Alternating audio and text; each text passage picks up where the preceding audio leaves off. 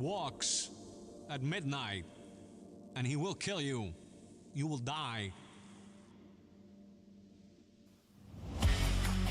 Transmitting live from the Asylum Studios, deep in the bowels of Southwest Texas.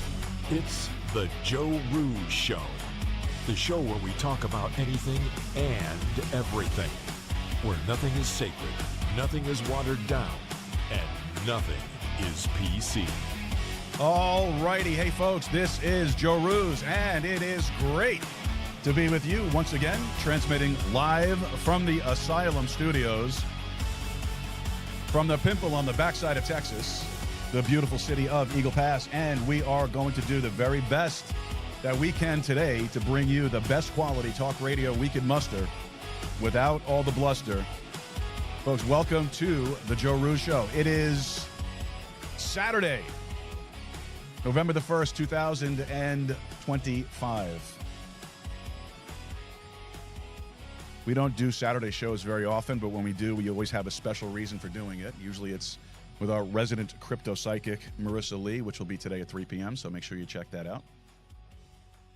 But we have other reasons why we're doing this. We have another in-studio guest here waiting for us in the wings, but before he comes in, we're going to do some housekeeping stuff and get that stuff cleared away.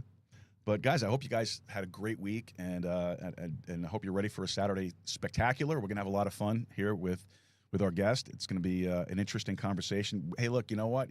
We're going to treat him just like any other guest we have. We're going to give him our uncomfortable questions to start with, and then we're going to go through some of his background and history and some of the things that he's done, and then we're going to end it out with some uncomfortable questions to kind of leave you guys with a good taste.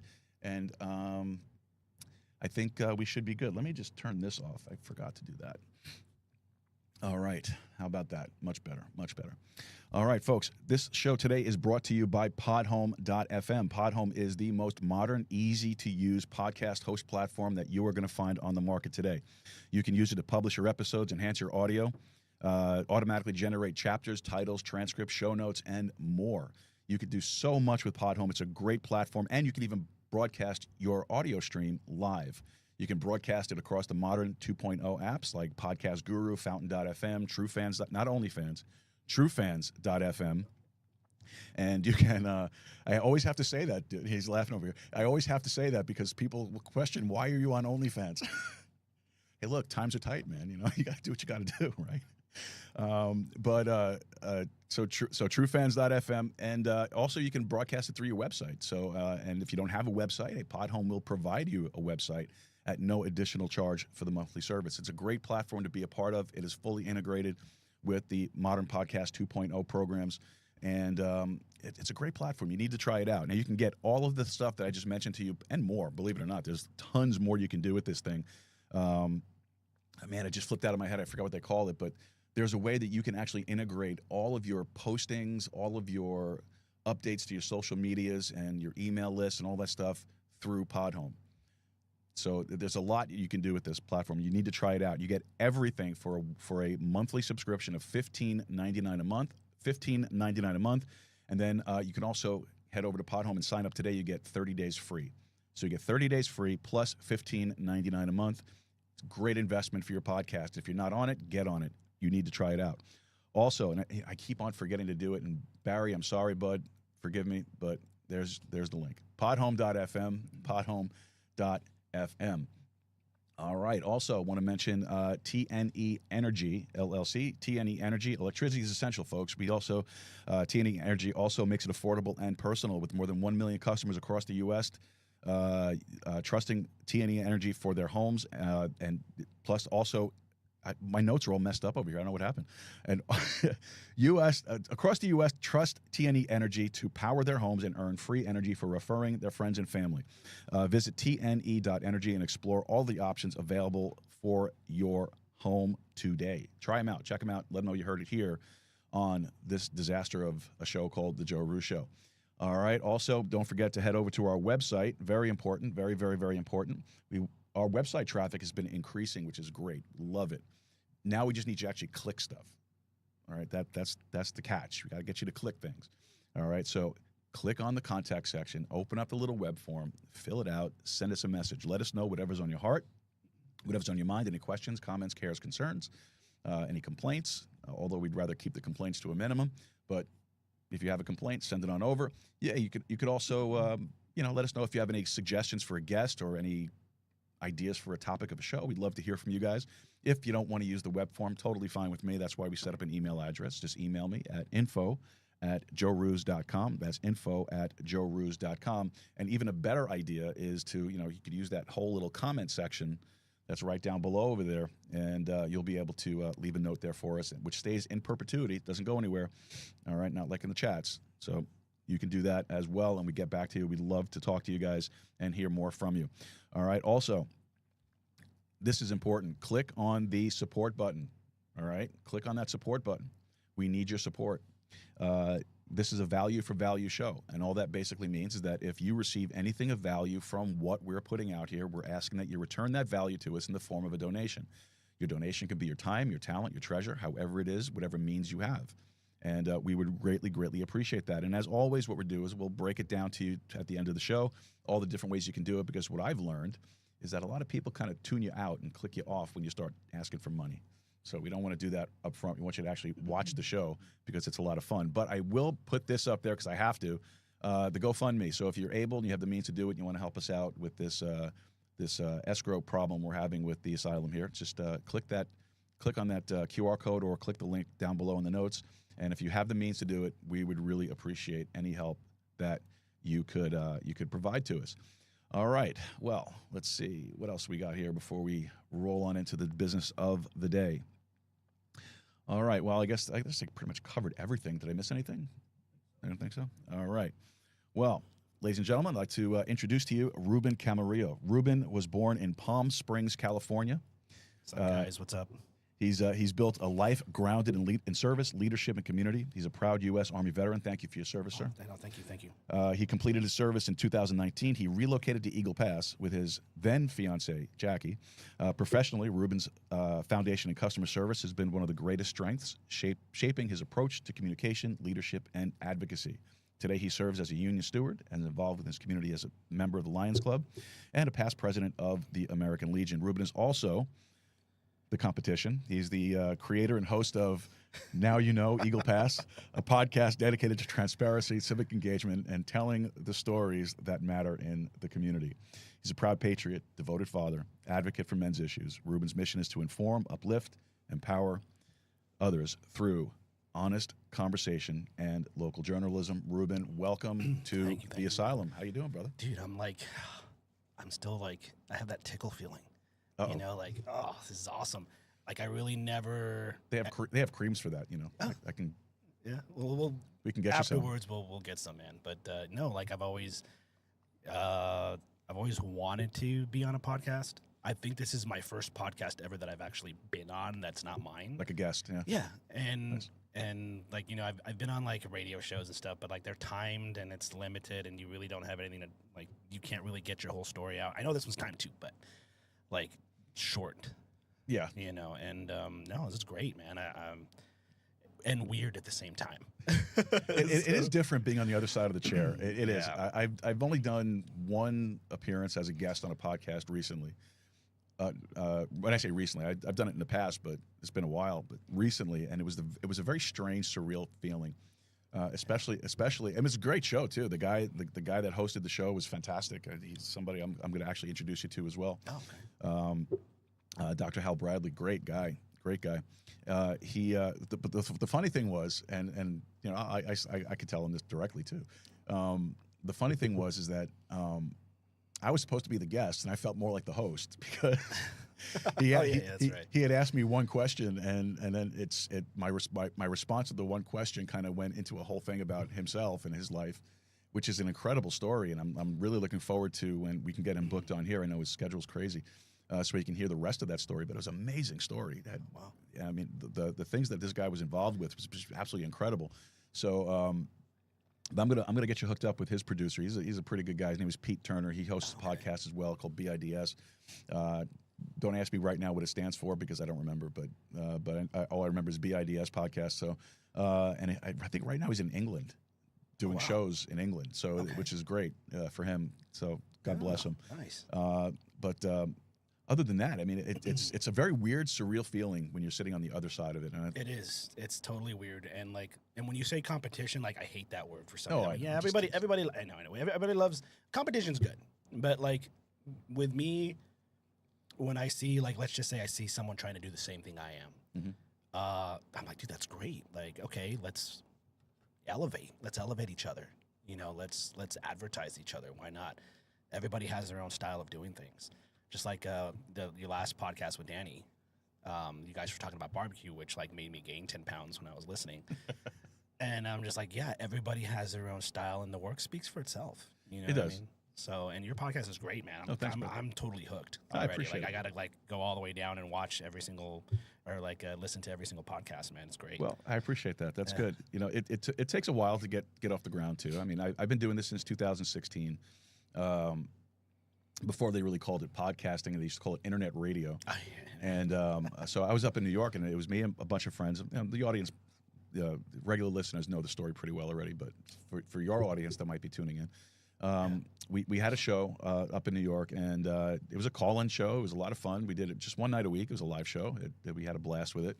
And the vibe that we wanted people to walk away with was that they were just hanging out with the guys, just one person actually made a comment in the comment section of the show one night that he feels like he's hanging out in the backyard with his buddies having a beer just talking about bullshit, which is exactly what we wanted them to get. And it took a long time coming. We did it for about a year, and then I moved here to Eagle Pass, and so the technology wasn't really in place yet at that time to do remote stuff like this. So we kind of let it go, but I'm gonna try to get these guys back together again and do one of these shows. Hell yeah, man. Kind of resurrect the whole thing. Except this time, Jay, if you're watching, I'm in the center chair. Okay, I'm the captain seat. There you go, man. I'm controlling the board here, buddy. I'll mute you this time. That's what he used to do. He used if he didn't like what you were saying, he would mute you. Just boop. That's it. And you'd be up here talking because you'd still hear yourself in the cans, but you're not. You're not. Your message isn't getting out. No, it drove me crazy, and. I know when we talked on the phone, I mentioned this to you.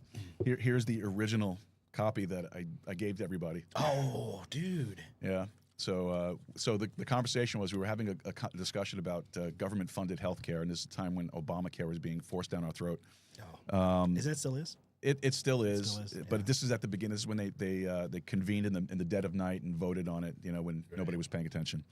But Jay and I got into this debate on the show about. Is it a human right?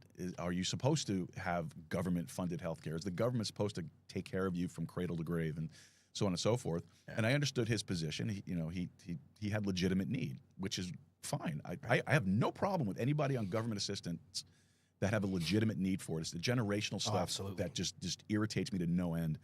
But I bought a whole bunch of these, and I brought it into the studio, and I didn't tell him I had it. And we got into this argument again. This is like the third Wednesday in a row we got into this argument about it. And I was like, you know what, here. And I stood up and I threw a copy at him. And this is before video too, so we weren't even on video. Okay. It was just audio. Even better. So I threw it at them, and I was like, here, you find where it says in this thing, and then I'll shut up and I'll stop complaining. All right. And but it was all in good fun. Of course. We understood each other at the end of the day, and we were buddies. Yeah, and I think that's what's wrong with society today is that we don't have enough open dialogue. That's You know right. what I mean? And unfortunately, that the result of that was with the Charlie Kirk incident. The people don't like that. Yeah. But the thing is that the left wants us to listen. They want us to listen to their ideology. And I'm like, okay, well, let's hear it. But when it's time to listen to the right, to conservatives, it's just no. Yeah, No, they don't no, want to hear no, it. They don't want to hear it. So, I mean, you're just like, my mother always taught me treat others how you want to be treated. Exactly. Yeah. So it's just like I have a lot of liberal. My mom is a hardcore liberal. I like to listen to everybody's side. You know what I mean? And I like to let's have, like Charlie Kirk. I idolize that guy. Let's have a discussion. Yeah. Let's not and if we agree to disagree, we can still eat at the same table. If you voted for Cackling Kamala, You can sit at my table. That's fine. I don't care. If you The hate cackling commie from California. Yeah. So like, if you hate Trump, that's fine. I'm not gonna kick you out of my house for that. That's your thing, man. Yeah. Agreed. I have my ideologies. You have yours, but we can still have a relationship. Well, that's the problem with the left, like you said, is that they'll listen to everything you have to say as long as it's in line with what they believe. They don't want to hear anything else. They don't want to know anything else. It's either you toe the line or you're the enemy. Right. And that sucks. That's really shitty. And that's not what civil discourse is, at all. That's not what open discussion is. That's why at the end of my show I always tell everybody, just keep talking. You have to keep talking. Keep the dialogue open. And one of the things that Charlie Kirk did that they didn't like was, and I think there were other things involved as well, but I'm not going to dip into all that stuff today. Right. But I think there's other things involved as well. But the left did not like that they were being challenged to critically think. Right. You know, the modern education system does not teach our children how to critically think. It teaches them what to think. Exactly. You know, and that's scary. Well, look at the result of it now. You're talking government-funded education since the 1970s. Look at the generation we are in now. Yeah, it's disgusting. Yeah, it sucks. There is absolutely no opportunity for you to exchange ideas. I mean, especially you watch some of these TikTok videos and these Instagram posts and reels, whatever they call them now, and you have this older generation is in there as well. You know, and they're screaming in the camera. They're screaming in your face.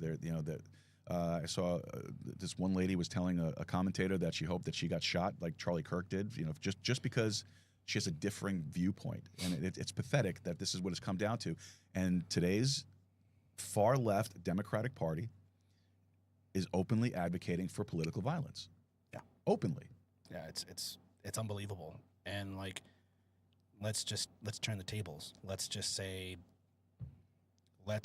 I don't know, President Biden got shot. And if it was us who was parading it around, which there are far rights who are parading it around, oh my goodness, it would be a headhunt. Oh, for sure. Oh, the right is just evil. The Republicans are evil. Look what they're doing. Yeah. You know, and it's, I mean, come on. You know, we all have to unify in some way. You know, you can take something out of Barack Obama's playbook, like, you know, this is not the red states of America. This is not the blue states. This is the United States. You know what I mean? Like, well, he made sense there. Sounded more like Bill Clinton there. Yeah. Oh, yeah. I'm kind of like mixing it up. You know, I could do a good Trump impression too, man. You know, just like I have to get into character. Like, Danny Mendoza. What color underwear does he wear? I don't know. That's good. It's probably gold. I don't like it though. You know, Eagle Pass. That is good. I like that. That's pretty good. Yeah, a lot of men in Eagle Pass are weaker than a wet pasta noodle, but we can do something about that. You know? So I got to get into character. I love it. That's great. I'm going to have to get you to do a promo for the show here. Join Jarvis. This is the good podcast, and you guys like listening to conservatism, and listen to it now. I love it. Well, he likes me. I like him too. With the old show that I did, the previous show, I hired somebody to do a Trump impersonation, and I gave them a script talking about how great the podcast is, and they need to be checking it out, all that stuff. So I got it somewhere, but it's a different show name, so I can't use it. But that was pretty good. You got me. I try. You know, sometimes it'll be off, and sometimes it'll be on. It just depends on what I'm talking about. Like, yeah, no. I like to make people laugh. Like I think my mom hates Trump, but I would I would call her and leave her a message. You know, hello, Mom. This is your favorite president. This is your son. I know you don't like me. You'd rather be in China, but this is your boy calling back. You know, and she'll just laugh so hard. Something like that. You know, that is awesome. That's awesome. Sorry, I'm still getting over this cold. No, you're good, man. It happens. I want to get into some of the questions that we have for you here. I know we kind of jumped right off into the good stuff right off the bat there, which is great. I love that stuff. I love the impromptu things.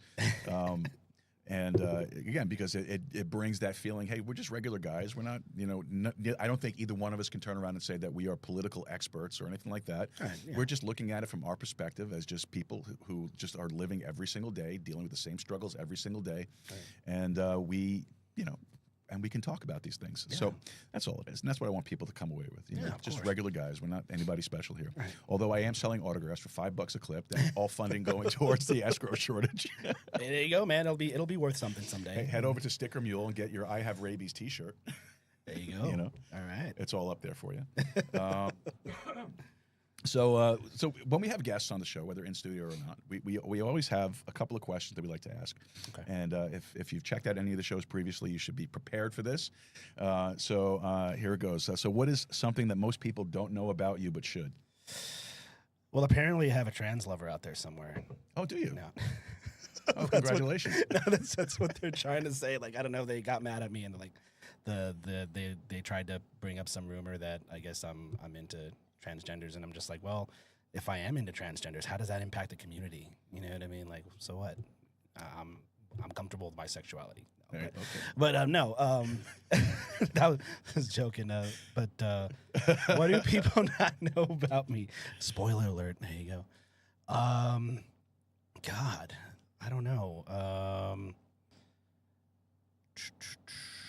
You know what? Dude, I don't know. Like, I don't know what. I have to get the Jeopardy clock music. I know, right? Let's see. I don't know, man. I am terrible talking about myself. I just, like, whenever someone asks me a question, that's the only way you can stump me is if you ask something about me.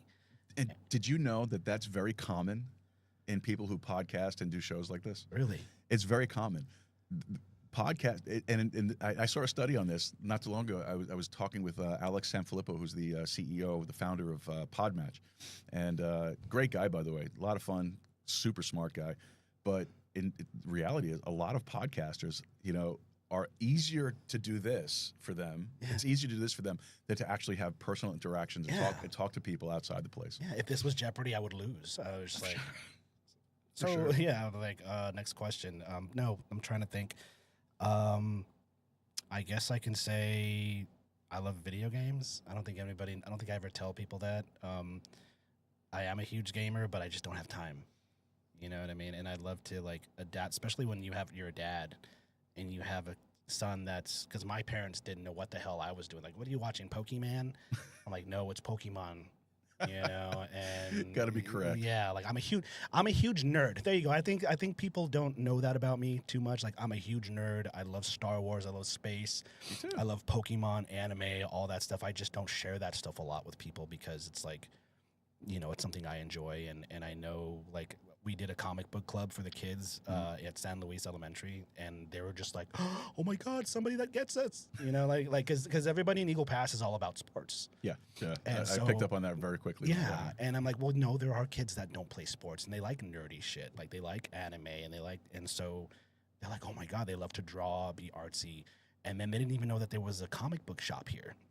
I didn't know that either. No, well, she's a good friend of mine. She opens every now and then. But yeah, not a lot of people knew about it, and I would try to get her to advertise with me, and she's like, no, this is just my hobby, you know. And then if people find it, they find it. If not, I'm like, no, we got to get this stuff out, you know. And so like I would tell the kids, hey, go to this comic shop, man. If you guys are into, now there's collectible shops out there too, you know. They're posting, and we like to be part of the collectible community, which, you know, with the whole PopCon deal, that totally fell into it. So yeah, it's.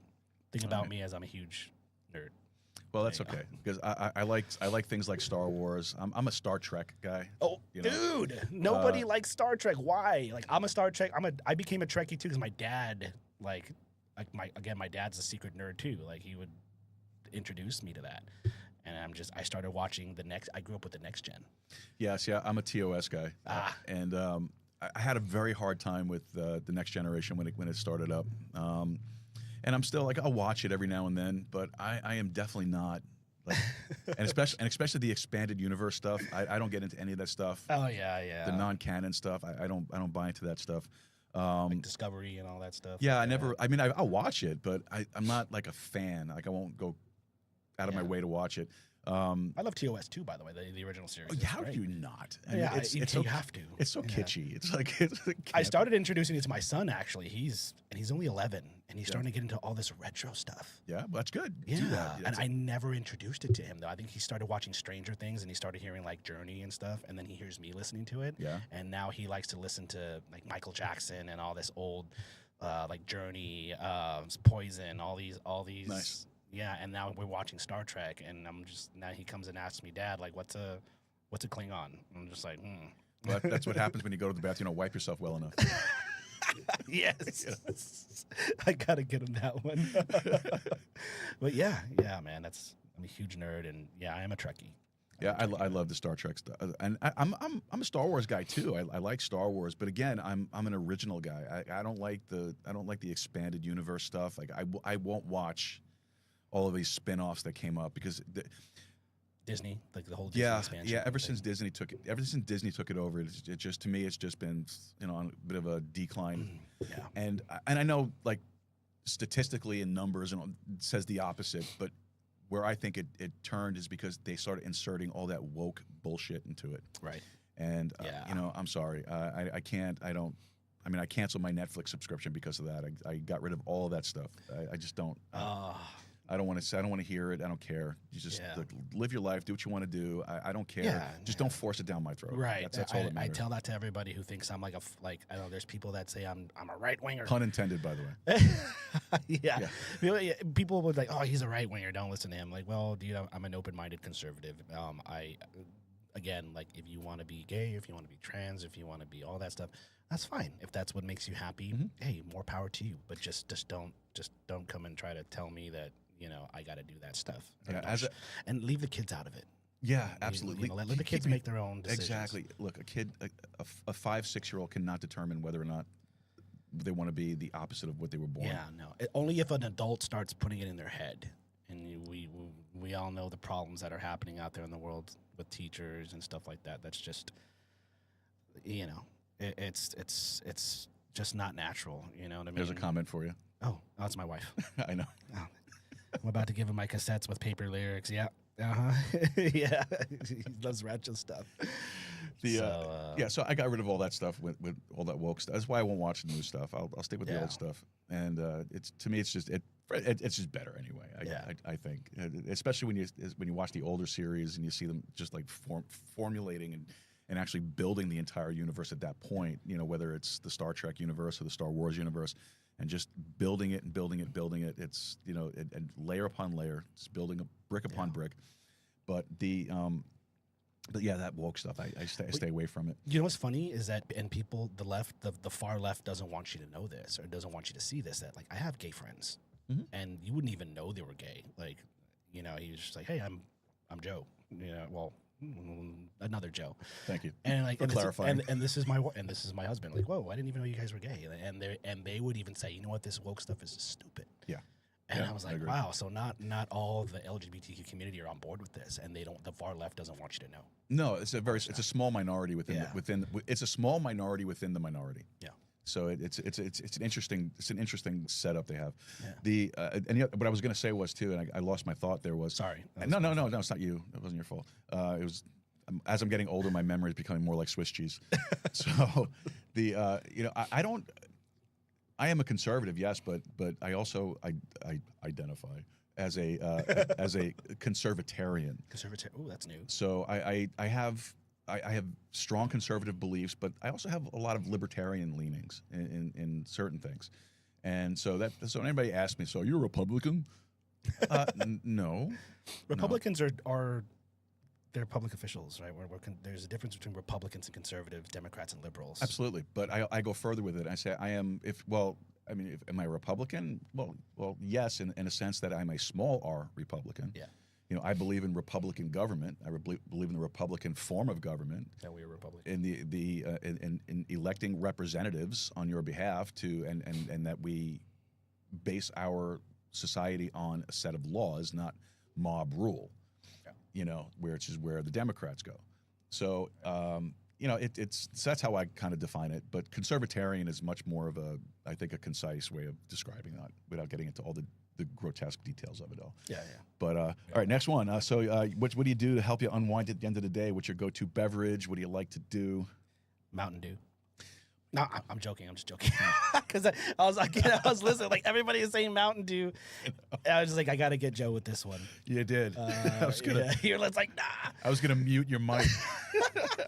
Dude, Mountain Dew is just the worst. I'm sorry for all of you Mountain Dew lovers, but they call it the gamer drink. It's horrible for you. Dude, look at the sugar content. It's like 70 grams. That's like way more than you're supposed to have in a day, I think, right? Yeah, absolutely. And it should be chamomile tea, but an ice cold lemonade, naturally squeezed lemonade is my wind down drink.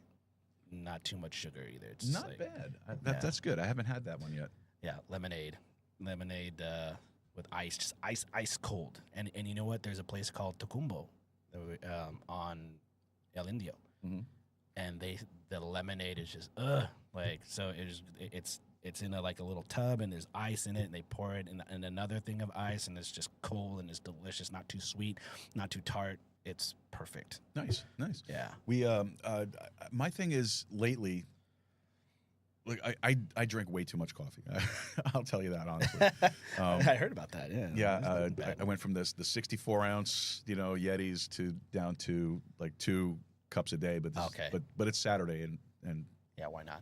And I took cold meds, so I need to wake up. So that's why we're drinking this stuff today. Trying to counter the NyQuil. Yeah.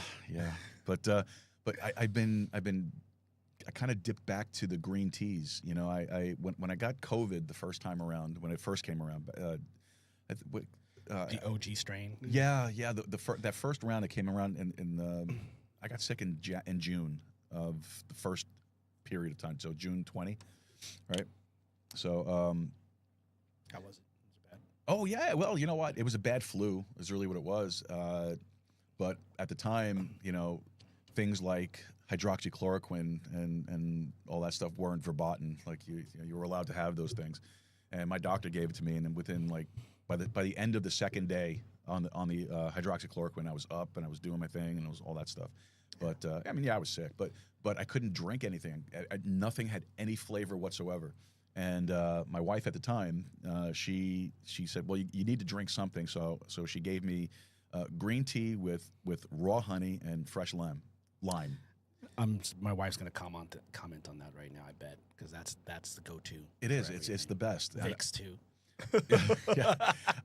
Maybe I don't know. Maybe you could explain this to me, since you're in Eagle Pass longer than I am, and maybe this is, I don't know. What is it with putting Vicks on your feet? So I had that exact same question, and my wife is the one that is still a big believer on it. So apparently, when you put Vicks on your feet, it's drawing heat to your feet, to the soles of your feet, and you're sweating down there. So when you put Vicks on your feet and your socks, and babe, if you're watching, you can correct me on a comment if you want.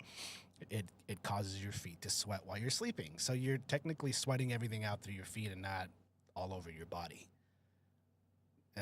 And I still don't believe in it. I have a hard time with it. We have all these fights I tell you, it's not the cold that gets you sick. And I know I'm devastating all these traditional Latinos out there that, they say that the cold is what gets you sick. No, it's germs. Germs get you sick.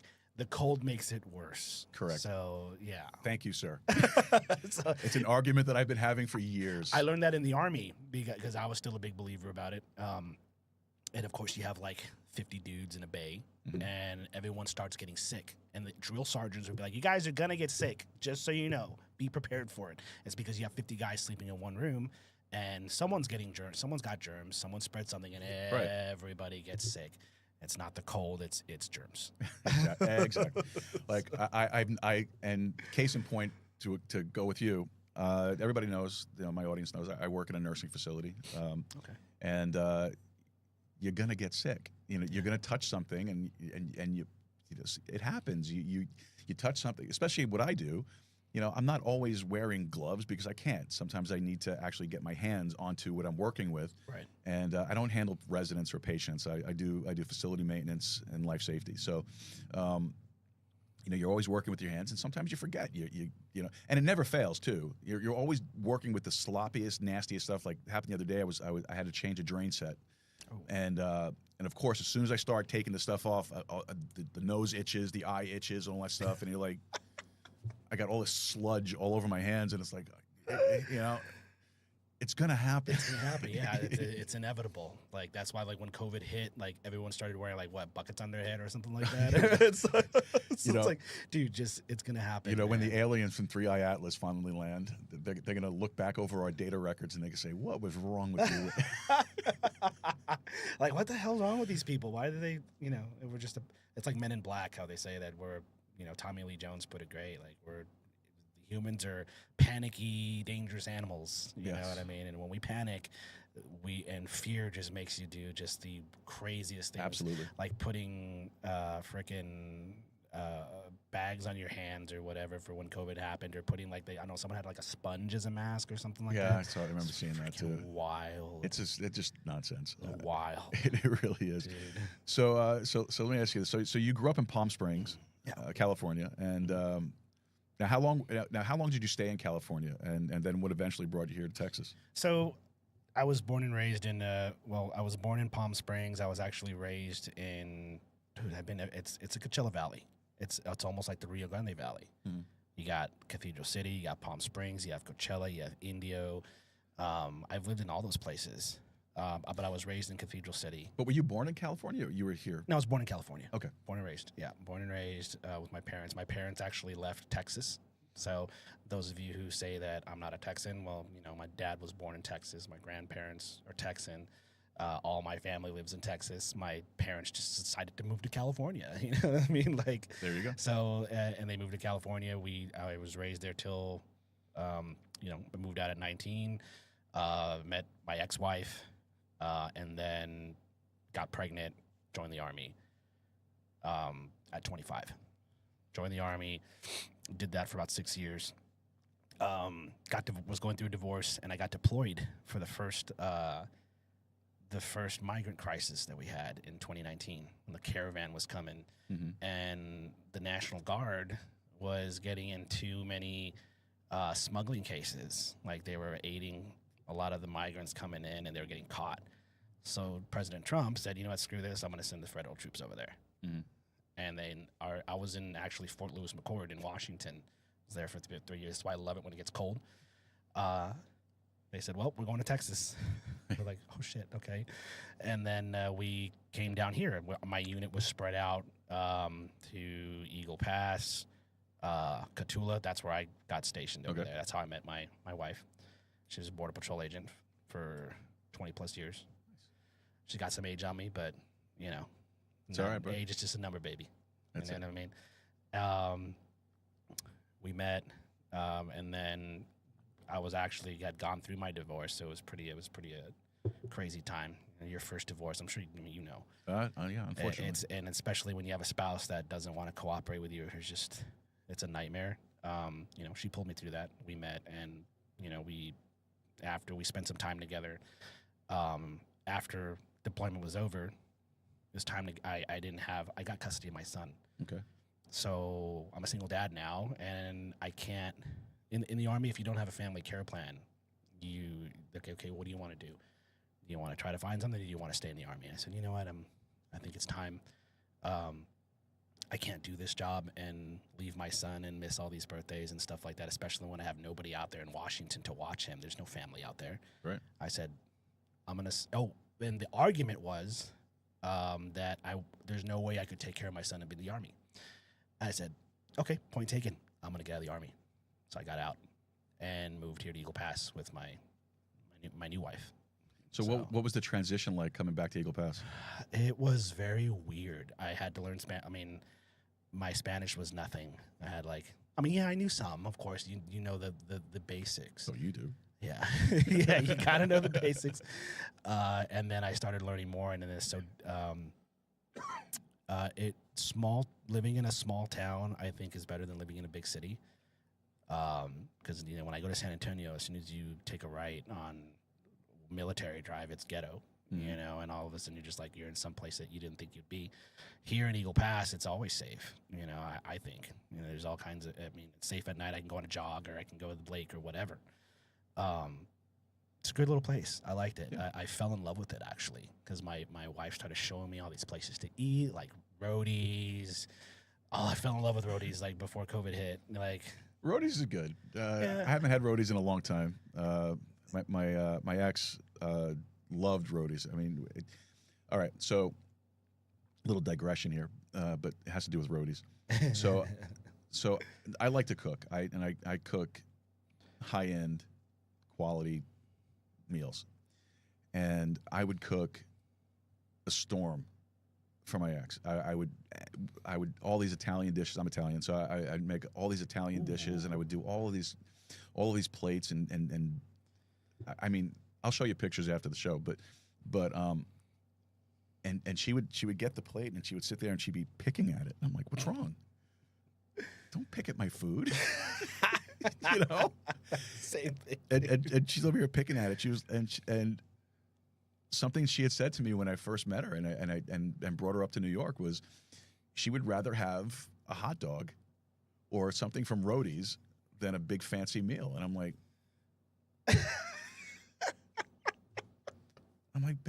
I you have filet mignon sitting in front of you, and you'd rather have Rhodey's?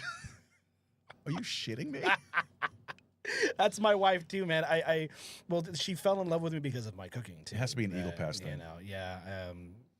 Cooking and all kinds of other things. Like I started making Mexican, like my mom's recipe of Mexican rice or Spanish rice, they call it.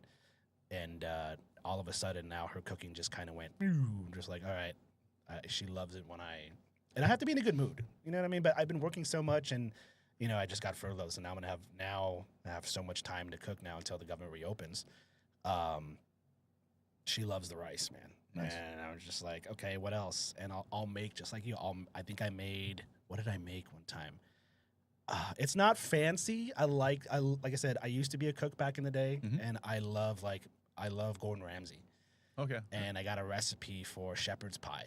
Well, it's not lamb, so I think it's called. It's not shepherd's pie is with lamb. What's the other word for it when you cook it with ground beef? There's another word for it. I know what you're talking about, and I'm drawing a blank on it. Yeah, well, it's a knockoff of shepherd's pie, and she's just like, she'd rather have, like, you know, a taco from, you know, Tacos Los Borrados, the trucks, or Taco Morales, or, you know, and a hot dog or bacon wrapped hot dog. Yeah, it's an Eagle Pass thing, or Rhodey's. And I fell in love with all that stuff too. So it's just like, and not just the food, you know, the people. You know, people, there's a lot of good people in Eagle Pass. There's a lot of bad people in Eagle Pass, but there's a lot of good people that deserve a voice. Cottage pie. Cottage pie. There you go. Cottage pie. I don't like the name. I like shepherd's pie better, man. But yeah, that's. I know I'm starting to flip flop. I'm sorry if I do that. No. You know, Don't. Keep me on point, man, because I can start branching out into a different topic. No, we're good. Listen, we got a lot of time, and we got a lot of stuff to talk about. So Yeah, of course. Just ramble, buddy. Yeah. Obviously, yeah. No, I fell in love with Eagle Pass, and I love it when people call me an outsider. That's all they have against me. Mm-hmm. You're an outsider. You know, who is this guy to give us inspiration or tell us what to do with our community? And I'm just like, shut up. Like, this is my community. I've lived here for 5 years. My son goes to school here. I vote here. I have a big, strong, I like to think I have a strong foothold in this community. I've done a lot of service. This is my community too, man. Yeah. So. Well, it's interesting because I haven't had anybody, at least to my face, call me an outsider. Not yet. They won't do that. They won't call you an outsider in their face. They'll just do it on the keyboard. And that's how some people are here. A lot of my haters, I'll see them and like, what do you guys? What comes to mind when you're hating on somebody on the internet? And this is why I think Compro y Vendo was created, so that, I mean, you know what? I stay away from it. Yeah, and people want to just talk shit anonymously, and I think that's so, like, are you ashamed of yourself to make an anonymous profile and to be just throwing all this crap out instead of doing it with your own profile? That's why I share everything with my profile. And do I get hate for it? Yeah, I do. Like when I report the news. Right. Yeah. I Well, do we're it- going to come to that shortly. Yeah, we won't go. Yeah, I won't jump over that one. But We'll get into that in yeah, here shortly. but And for the folks that are watching, I want to apologize right now. Our stream is degrading a little bit, so I do apologize for that. It's an issue with Spectrum. I hate Spectrum. oh, is the video a little fuzzy? Yeah, I just saw it up on the monitor there. It's gonna go like retro pixelated. Yeah, exactly. Sometimes I look like a blob just sitting here. I mean, I know I have to lose weight, but Oh, if you look like a blob, not shoot, that I'm bad. gonna look like a Slimer from Ghostbusters, Ghostbusters, man. Yeah, dude. That's another thing. People love to call me fat. I'm just like, Have you seen the majority of Eagle Pass?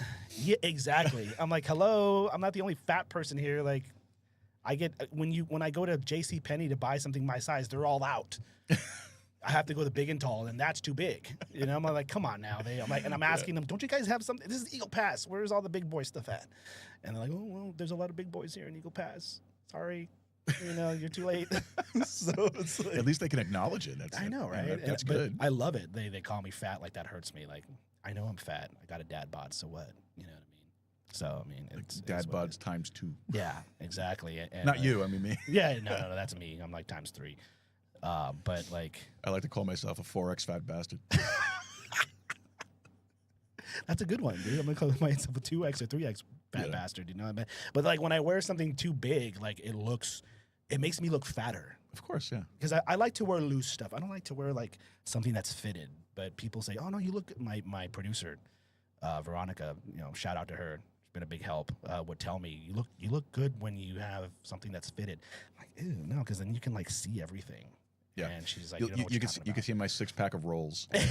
Yeah, rolls here, rolls down here, and she's like, "You're a man. Don't worry about it. Like Yeah, that's what they say. Unless they're actually looking for somebody, then it's like, the rolls aren't good enough. They want the perfect, the perfect abs, the washboards, and I don't know. There's a lot of women out here that like gorditos, man. Yeah? They really do.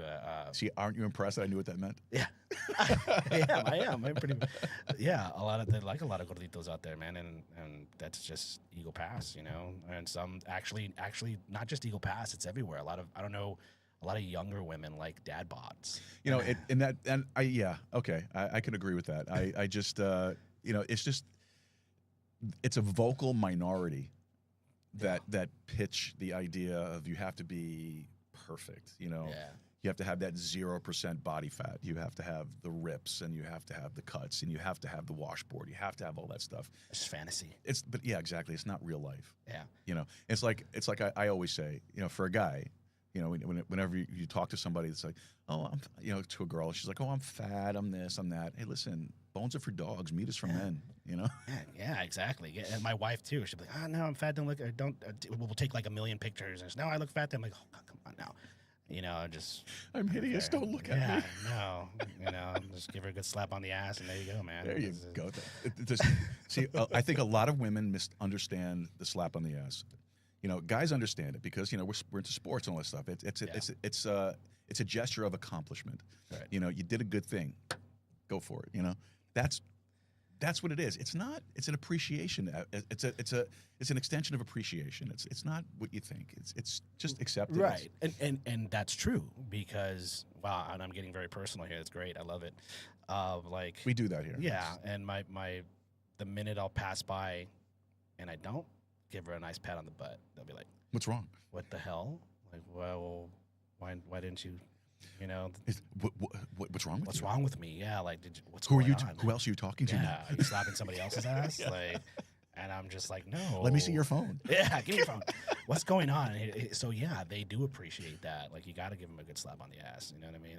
Those who like it or whatever, it's not. It's an appreciation. That it's an acknowledgement. So yeah, once you stop doing that, then they're like, whoa, hold on. Or once you stop touching, wherever, give them a touch or a kiss or whatever. Yeah. They'll be like, whoa, what's going on here? And when women think differently. So folks, this is the Joe Ruse Show on a Saturday afternoon, talking here with Ruben Camarillo. And we are, just for those who may be confused, we don't normally do this during the course of the day, but this is this is something different that we're doing. We're enjoying this. This is a lot of fun, I think. We're having a great time. I'm glad, if you have any questions or comments, feel free to drop them down below in the comment section, or you could post a comment on the live chat on Rumble. I don't think on YouTube I'm set up for that. Fakebook, yeah, we're seeing comments come through on Fakebook. X, I'm not looking at, so because nobody watches on X. So, so there are plenty of ways to drop a comment to us. If you have any questions for Ruben you'd like to ask, feel free to send them on over. We like to have that kind of interaction. So, and don't forget to like, subscribe, and share it with your friends, your family, and your followers. Help us to spread this thing. Help us with the algorithm. Help us get spotted and seen. All right, little station identification right there. Absolutely, man. All right, so let's talk about your show now. Let's get into that a little bit. Oh no! All right, like that little segue, right? That was good. Yeah, good transition, man. Professional radio. Yeah. Now, so your show is Now You Know Eagle Pass. So what really inspired you to do that? Where did that come from? So, I've always been into politics since I was a kid. I tell people this when in high school, senior year, I took government. I think it was an elective back in the day. Yeah, it had to be. I don't remember. And we learned about the Constitution. We learned about sorry to interrupt you, which is pathetic. If it has to be an elective class to take, that should be the core study of every child in school is government, civics, how the thing works, how it's supposed to work, not somebody's opinion of how it's supposed to work. Right. I yield back, sir. Yeah, no, you can interrupt, please. If you have to interrupt me, please do so. It was an elective. I think. Don't quote me on that. It was a long time ago, obviously. I'm already 37 years old, and that's when I was 18. Oh, so long.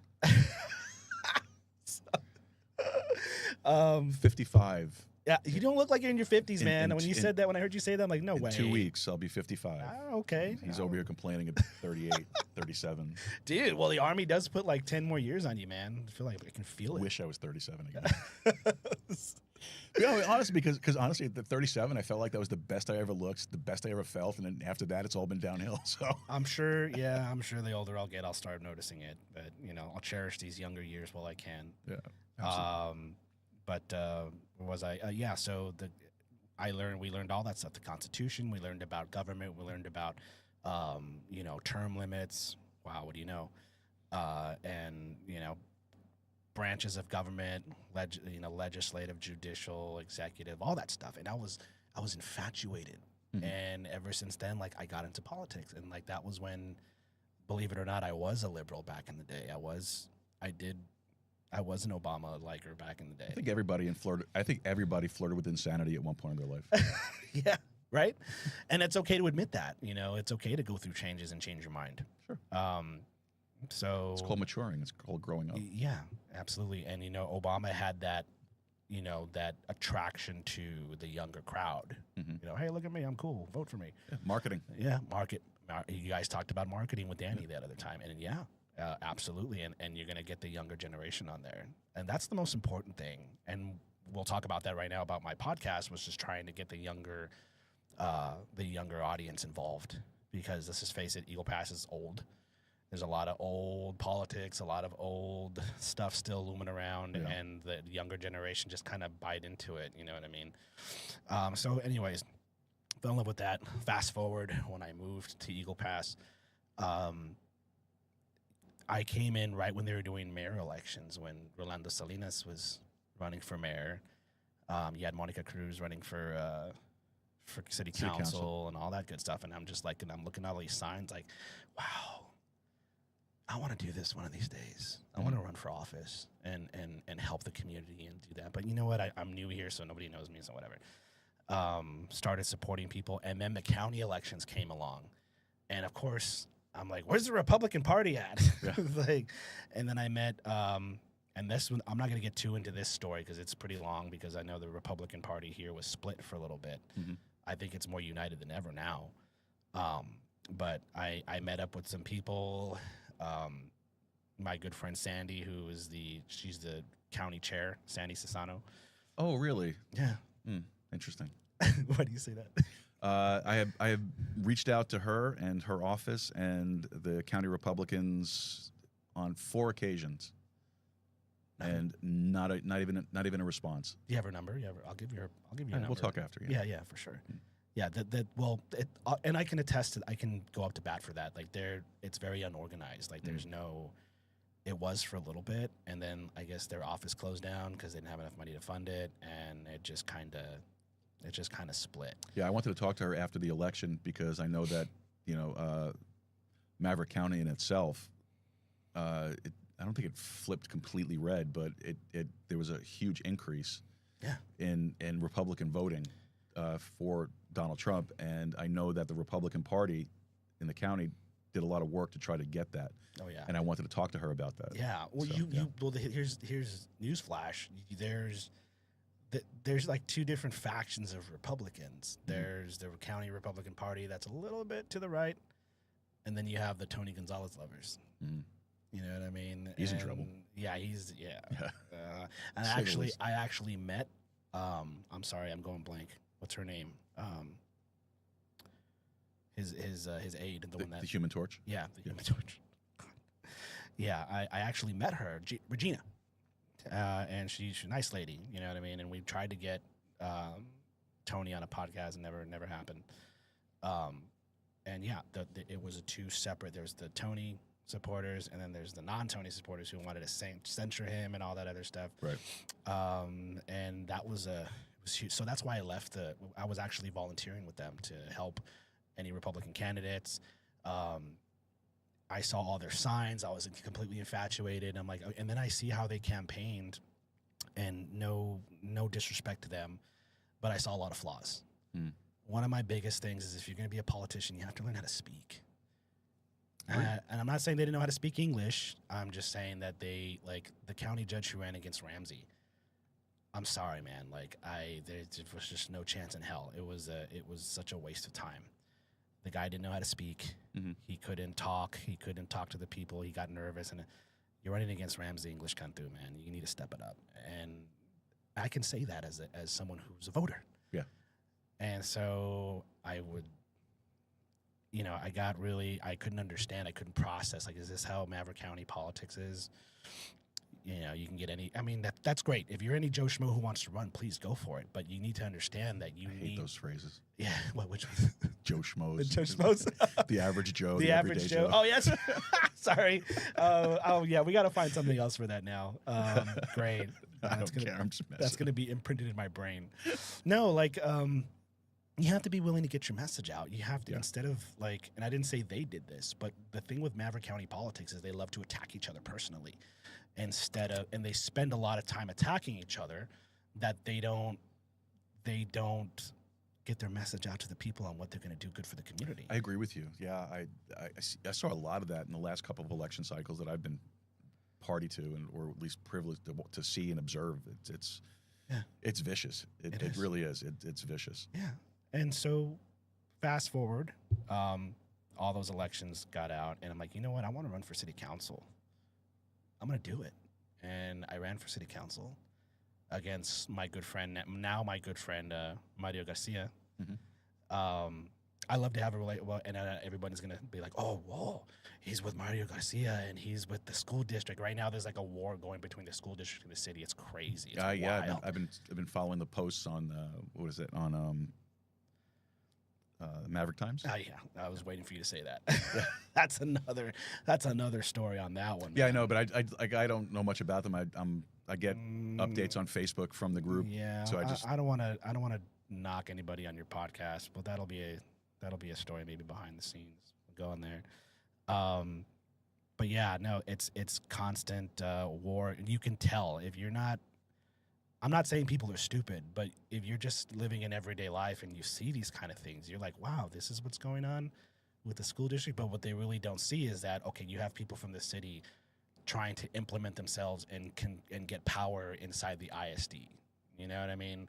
I called some guy out who went up with the threats at Armando Serna. I don't know if you heard about that. Not familiar. Doesn't ring a bell. So there was a threat at the school. One of many threats and all this other stuff that's been going on since the Uvalde shooting. They had kids pranking and doing that, and everybody was going crazy, panicking, picking up their kids from school. Fast forward, this happens, and now they're attacking the school. They're attacking the ISD. They're attacking the superintendent, and the superintendent Mijares knows I don't agree with a lot of things that he does, but we have that mutual respect because we talk. You know what I mean? I've talked to him. I've interviewed him and stuff. He gets it. He's not gonna pound me for that, like, you know, attack me like a lot of some of the city officials are doing right now because I criticize them and I report the truth. But yeah, it's I started seeing that. I called the guy out for, you know, he read something on, he tried to be like a concerned parent. And now when you're reading something, I get it. Sometimes I got to read stuff. But like, what concerned parent who is scared for their kids is thinking about like government codes and, oh, we need this and we need this and government codes and then they go to the city and request a city liaison to be part of the ISD. That's a good point. Yeah. Like, I'm not going to be worried about that. I'm going to be like, hey, shithead, like, you need to do something about this. My kids are part of this school. You guys need to do better. Even though, in my opinion, this whole kids doing school shooting threats and all that, it starts with the home. Yeah, I agree. You know, what more can the teachers, the principals, the superintendent do to control this? Not a lot. It starts with the parents. The parents got to be like, hey, look, what the hell? I didn't teach you to do this. What's going on? Something's got to be going on at the home. Anyways, I'm sorry, I'm going off topic. No, that's fine. Actually, you're kind of leading into another question that I had for you about the show, but that's fine. Well, continue. Yeah. So, anyway, so we'll rewind after all this stuff. I decided when I lost miserably to Mario Garcia. I started a podcast called Now You Know Eagle Pass. And I said, a good friend of mine told me, you don't need a title to serve. That's true. And I thought doing this podcast would give, at first, it's flip-flopped a lot. The first goal was to bring a conservative voice to Eagle Pass. I think Eagle Pass is a totally Democratic-dominated place. It is, yeah. And so there's a lot of conservatives out here, man. When Trump came over here, dude, Main Street was flooded. Yeah. And like, you can't tell me all the, and like, I would try to interview people like, no, I'm supposed to be at work. Well, the problem is, though, is just to give the audience a window as to what you're talking about. You know, there's definitely more people here that are of a different political persuasion. You look at the mayoral election, right? We're a town or city of about 40,000 people, right? And only 3,500 people came out to vote. Yeah, I mean, yeah, and here's another thing that right now I think the polls just closed for some constitutional amendments. 17 constitutional amendments. Well, the early voting now. November 4th is the actual. Oh, okay, so in-person it's still voting. going. Yeah, Okay, but like nobody's voted. And just on that, I'm glad you mentioned it. Just on that, folks, remember one thing: when you go to the polls, and you these are very, very important things to be voting on and to consider. Okay, absolutely. Just remember one thing: if you are reading one of these amendments and is talking about funding something, remember that the Texas Constitution was not written to fund anything. Yep. Right. All right. So your default should be automatically no. Because where's the funding coming from, folks? You are already taxed enough, especially here. Yeah. So it's that's why we're having a problem with our escrow right now, because the school district taxes are absolutely ridiculous. Ridiculous. It's the highest tax I have to pay out of all the taxes I pay is the school district tax. Yeah. So just remember that. The Texas Constitution was not written or designed to fund anything. So your answer should be no on those. I mean, vote your conscience, do what you got to do, but keep that in mind. Yeah, and nobody's advertising this. Like, now when it comes to, you know, mayoral elections or county elections, everybody's on their toes, ready to go vote. But when it comes to stuff like this, it's very important. Yeah. Super important. And especially, like, you know, again, like you've mentioned, the taxes have been raising. Now we have a city administration that's, what do you know, raising the bridge tolls. Now on this next agenda, which I'll talk about on my podcast later, they want to spend $60,000 of our tax money to fund another attorney for whatever, just in case. It's on there, no joke, man. It's on the agenda for the next city council meeting. I can't wait to see that. Why? And guess what? It's somebody who's related to somebody in the county. Interesting. Yeah, you guys you'll see all that. But well, small town politics are always very heavily nepotistic. Oh, absolutely. And it's just the way it is. But the thing is that, And I'm not saying that as a way of just throwing your hands up and walking away from it. I'm just Right. saying that's just the way it is. right. But that's the problem is people just throw their hands up and walk away from it, and they know that they're like, well, no one's gonna say anything, and that's why I revamped Now You Know Eagle Pass. Whenever I see, and there are other media entities who, and I get it, they got to make a living. They can't, the local media's got to make a living. They got to have contracts with the city, the contracts with the county, and if they say something bad, there goes their contract. If they report something that they don't like, there goes their contract. You know what I mean? I don't get paid by those people. Like your podcast with Danny, about giving. Mhm. I'm all about giving. My mother taught me one thing is to give. The more you give, the more you get. You're gonna get something one of these days. So I try to help. Lift the veil for these people, for a lot of us in the community that believe all this BS that the city or the county throws at them, and they're not liking it. Yeah. You know what I mean? So now I'm vilified. I'm vilified for telling the truth, but it's all factual. That's why I got into journalism. I said, okay, well, let's do something for free, and tell people the truth. So it shifted from Republican politics to now it's totally local. Mhm. And we try to do good things and do positive things on the podcast, but we want to do political analytics. Like, okay, what should the mayor do for this? What should he be doing? What should city council be voting on? How should they be voting on things? Why not? Why not give the people that opinion? And then when they're doing something wrong, point it out. Mhm. Nothing wrong with keeping your leaders accountable and honest. Well, and that's what I'm doing. we need. Well, they are public servants. They serve the public. Yeah. So it's important for you as a member of the public to let your voice be heard, and let people know, and let those people that you elected to represent you at government know that you're unhappy with something, or if they're doing a good job, let them know. Yeah, absolutely. And I let them know if they're doing a good job. I try to, I try to develop a relationship with these people, with city council, with the county judge and the commissioners, everybody. I want everybody to know that I'm neutral, because Eagle Pass is so used to having teams just firing at each other. Yeah. You think about the colonial wars where they're just in line, taking turns, fucking volleying That old each other. European style of Yeah, combat. that's what it is. And so here I am in the middle, and they're either perceiving that I'm on this side or I'm on this side. No, I'm not on anybody's team. I'm for the people. I'm the voice of Eagle Pass. I want to be the voice of Eagle Pass, and I want to be that person that's taking the hits, because a lot of people that work for the school district, for the city, for the county, they can't say that stuff, because if you go against somebody, guess what? They'll probably get fired or whatnot. It's the truth, and it sucks. Yeah. It's really crappy. So I have a good job. People I love how they oh, he's just mad because he didn't get a job at the county. That's why he's doing this.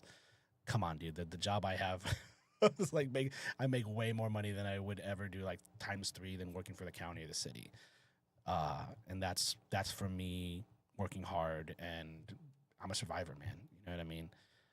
So that's why I fund my own podcast. I do what I can to fund everything. I love that I have Veronica, my team, Veronica Pena, my wife.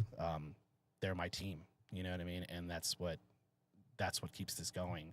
And one day we'll do sponsors. I've actually tried to get sponsors, and I never took money from them because It's hard. Yeah. It's hard. It's not an easy thing. And we have a couple of sponsors, but the sponsors that we do is right now, Pod Home is a value for value sponsorship, because he follows that model. I follow them. That's interesting too. I want to get into that. Yeah. Pod Home. So it's a great platform. It truly is. We have an agreement, and then there's also we just partnered up with TNE.energy. Yeah. And Danny, and we're looking to see where that goes and how that leads. And what I like to do is, as far as just to give you maybe a suggestion, don't commit to anything long term when you do it. Do it like a 3-month deal. Yeah. Because we also have another agreement with another company called Creative Creative Edge. Creative Edge. Oh, okay. Yeah. So Creative Edge is it's a PR firm based out of Canada. And we have an agreement with as far as people that they represent, as far as compensation for hosting their clientele. And it's nothing huge. It's nothing, believe me, trust me. If it was anything of value, I wouldn't be asking people to help me out with the GoFundMe. Trust me. Oh yeah, You know? these podcasts are all valuable. Where you put your time and effort into this. This is a treasure, man. Yeah. And I would donate for sure. Oh, cool. Appreciate it. You know? I'll send you the link. Yeah, yes. No, I'm I'm serious. just Send me the link. I'll donate. Man. But when you do something like this and you start off, like you said, you self-fund these things, and it's not the easiest thing to get into. No. It's not the easiest thing to start. I'm like I said, I know I talk about it a lot. I started back in 2016 with internet radio. You know, I've done a podcast previous to this one for 3 straight years. You know, and now I'm doing this one. It'll be a year actually coming up November 25th. It'll be our 1 anniversary. It's not the easiest thing to do. It costs a lot of money to get started. Yeah. It really does. I don't care what, and like I had people, we were talking earlier before the show, I have people tell me, well, you don't need this and you don't need that, you know, unless you're getting like huge sponsors and you have income coming from, you don't buy this, you don't buy that. Yeah, I get it. But you know what? If I'm going to be doing this, I'm going to give it my best. Yeah, give your audience the best quality. Why not? Best quality talk radio we can muster. Yeah, yeah. Muster without the bluster. There you go. So yeah. But yeah, you have to do it. You have to have a heart for it, and you obviously and I've checked out a couple of your shows, and you know I'm definitely gonna be watching more often, and I'm looking forward to doing more work with you. Actually, yes, I am so down for. Because to be honest with you, I enjoy this, especially having somebody here because there's a different dynamic to it. You know, it's just a lot more fun, and that's what I'm used to. Because like going back to the early days, you know, we had 3 of us in the studio, and it was hysterical. We would do skits and you know, little pranks on each other during the show and whatnot. It was nice. I like that. And it wasn't video either; it was all audio. So Yeah. so you had to use your imagination as to what we were doing. You know, if we told you we were sitting there with no pants on, you had to think about that for a second. You know. Well, yeah, I wanted to start audio first, and like I actually wanted to change. I thought you were going to say you didn't wear pants today. Yeah. Well, sometimes I'll be honestly, and now people will know this. Now you know, like when I'm doing remotes, I'll be in my fucking underwear, and nobody will know. That nobody knew about you but should. There you go. Yes, I do podcasts in my underwear sometimes, you know? And I have a shirt on, yes, but I'm not wearing shorts or anything. I'm just in the comfort of my own home, just doing it. So there you go, Veronica. My producer's always like, can't wait. It's better to do it in person. I'm just like, yeah, but it's not. Not always. Not always. It has its look. I know we're off track here, but but that's just the way the show goes. So it's doing in-person shows is it's a nice thing to do if you have the ability to do it. But it's difficult. It's hard to set, especially when it's just you. Yeah. You know, you don't have this whole. You're not. You know, NBC. You don't have a whole team going out there setting up your sound and setting up your lighting. Exactly. You know, you don't have all of that stuff where people are setting up for you. It's hard to do that type of thing. Right. So, you know, to do something remote it's a lot more cost effective. It's easier to do. It's technology, man. Yeah, the technology is meant to make your life a little bit better, you know. So it makes your life a little bit better. And you know, to do the in studio stuff, you know, it's hard to do in studio stuff because, like you see, it's a small studio. It may look bigger on the camera, but it's really not. And it's awesome. I like it. It gets hot in here quick. It's like right now, it's 85 degrees in here. I don't even care, man. It doesn't feel like it. No, it really doesn't. It doesn't feel like it's 85. You know, we got a fan, we got fans. I just realized that the AC was still running. I shut it off. Now you sound better. There you go. You know, but it gets warm in here. It gets hot, and it's difficult to do. That's why we don't really do it very often. But I think we got something going on here. I think we're going to do this more often. That's awesome, man. I'm super psyched. It'd be a lot of fun. Yeah. It'd be a lot of fun. Are we going back on topic? I was just looking to see where I am here. I think we're about. I mean, we're still in the podcast thing. Yeah, because we already covered why you did it. We already covered some of the things that you talk about. But actually, here's something for you. Interviews. What interviews have you done that have really like surprised you or changed your perspective on something? Man, you ever hear the history of the Daily Show? I know it's a Democratic show, but like I look. You got to know what the enemy thinks, right? So sometimes you got to watch and endure through it and suffer through it. Well, I didn't know that, but before when I watched it, I thought it was funny. I really didn't. When I was younger, I didn't really see Democrat or Republican. Yeah, you didn't pick up the venom. Yeah, no. Because back then, it wasn't so venomous. No. You know, now it is. Yeah, now it is. It's ridiculous. Well, Even the Trevor Noah days, like, I mean, they showed that they were good sports. Like, they would make fun of Biden for sniffing people's heads. Right. And that was great. I loved it. Like, they're good sports about it. But now it's just far to the left. And but you go back to the old days where, I think it was even before Jon Stewart. Mm-hmm. Who was it? It wasn't Chris. It was oh my God, who's the guy that plays on 40-Year-Old Virgin? I'm drawing a blank now. What's his name? Is this like a daisy chain thing between podcasters? Or we just both have brain farts at the same time? Yeah, I think so. Because I see the guy's face in my head. I just can't think of his name. Well, the guy that played 40-Year-Old Virgin, we'll just call him Steve that. Carell? Steve Carell, yes. Yeah. Steve Carell, yes. He was part of the Daily Show, and the what really set them off is when they went to go interview John McCain. Mm-hmm. And I think they fooled him somehow, thinking that they were just like a groupie group, and they're actually interviewing him and getting him to talk. And he said, I can't remember. You guys will have to look at it. He said something, and then they're just like that's what made the Daily Show. And John McCain was like, "Wait a minute, oh shit! Like I just got punked. I just got punked. Like holy crap!" And so like it's not like that, but I started interviewing politicians here locally, wanting to get them to know that they're people just like us. They put their pants on one leg at a time. Yep. And I think it was our first was because we didn't start getting into politics, but we did Eddie Morales, we did Olga Ramos, and that was a hit. Like, and they were like, we should do this more often. Mm-hmm. Get them to come out and just act like normal people, because nobody really interviews them.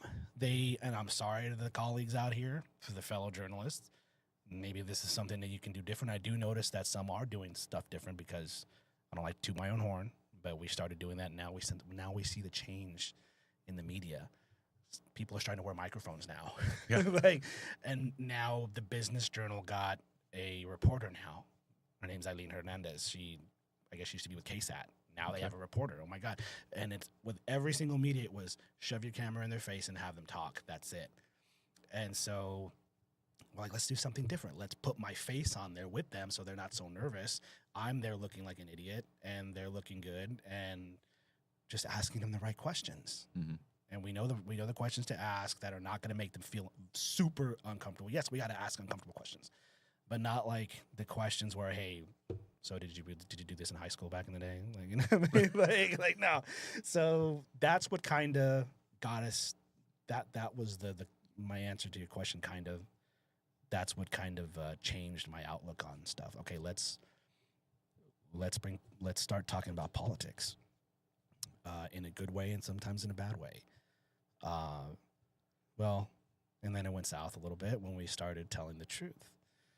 Well, you know the old saying, once you start taking flack, you're over the target. Oh yeah, absolutely. And the first, what really got us going, and it just happened, which is why I'm now public enemy number one, is so I'm part of I do Cub Scouts.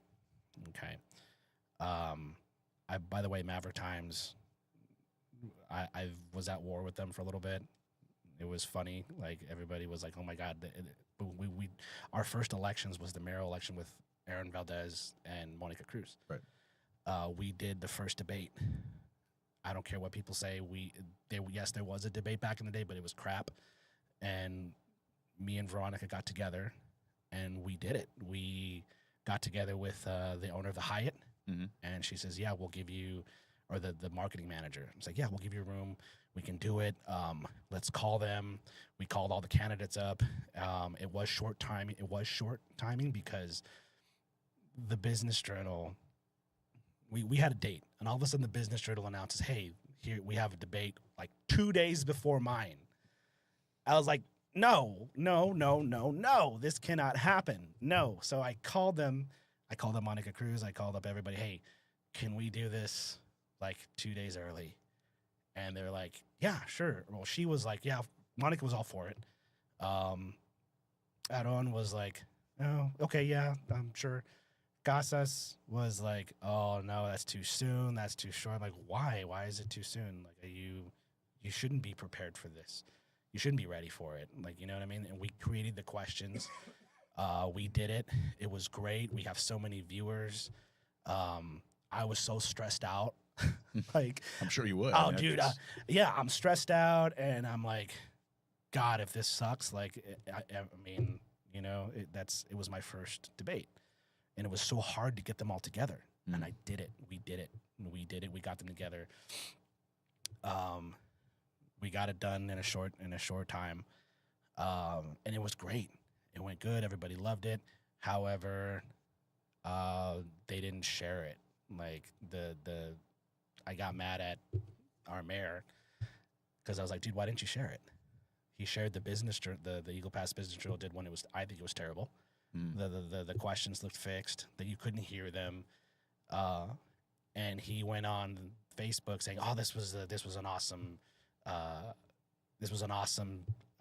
debate. It was great. I'm like, wait a minute, fucker, what about mine? Right. like I put a lot of effort into that, and I did it. I charged them. We charged them for it.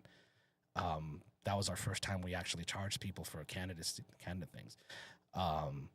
He told me, no, I loved it. It was great. I said, okay, so why didn't you share it? And I didn't get an answer back. Like, well, I did. He's like, well, we had to analyze it and take a look at, I don't know, questions. I'm like, dude, what are you talking about? Well, man? you already had it, so what's to analyze and Yeah. you know. Yeah, you were there. People like, saw it already. Yeah, you were there. People saw it. Why can't you just share it and say, great debate. I loved it. Awesome. That's it. You acknowledge that? I don't care. I'm happy.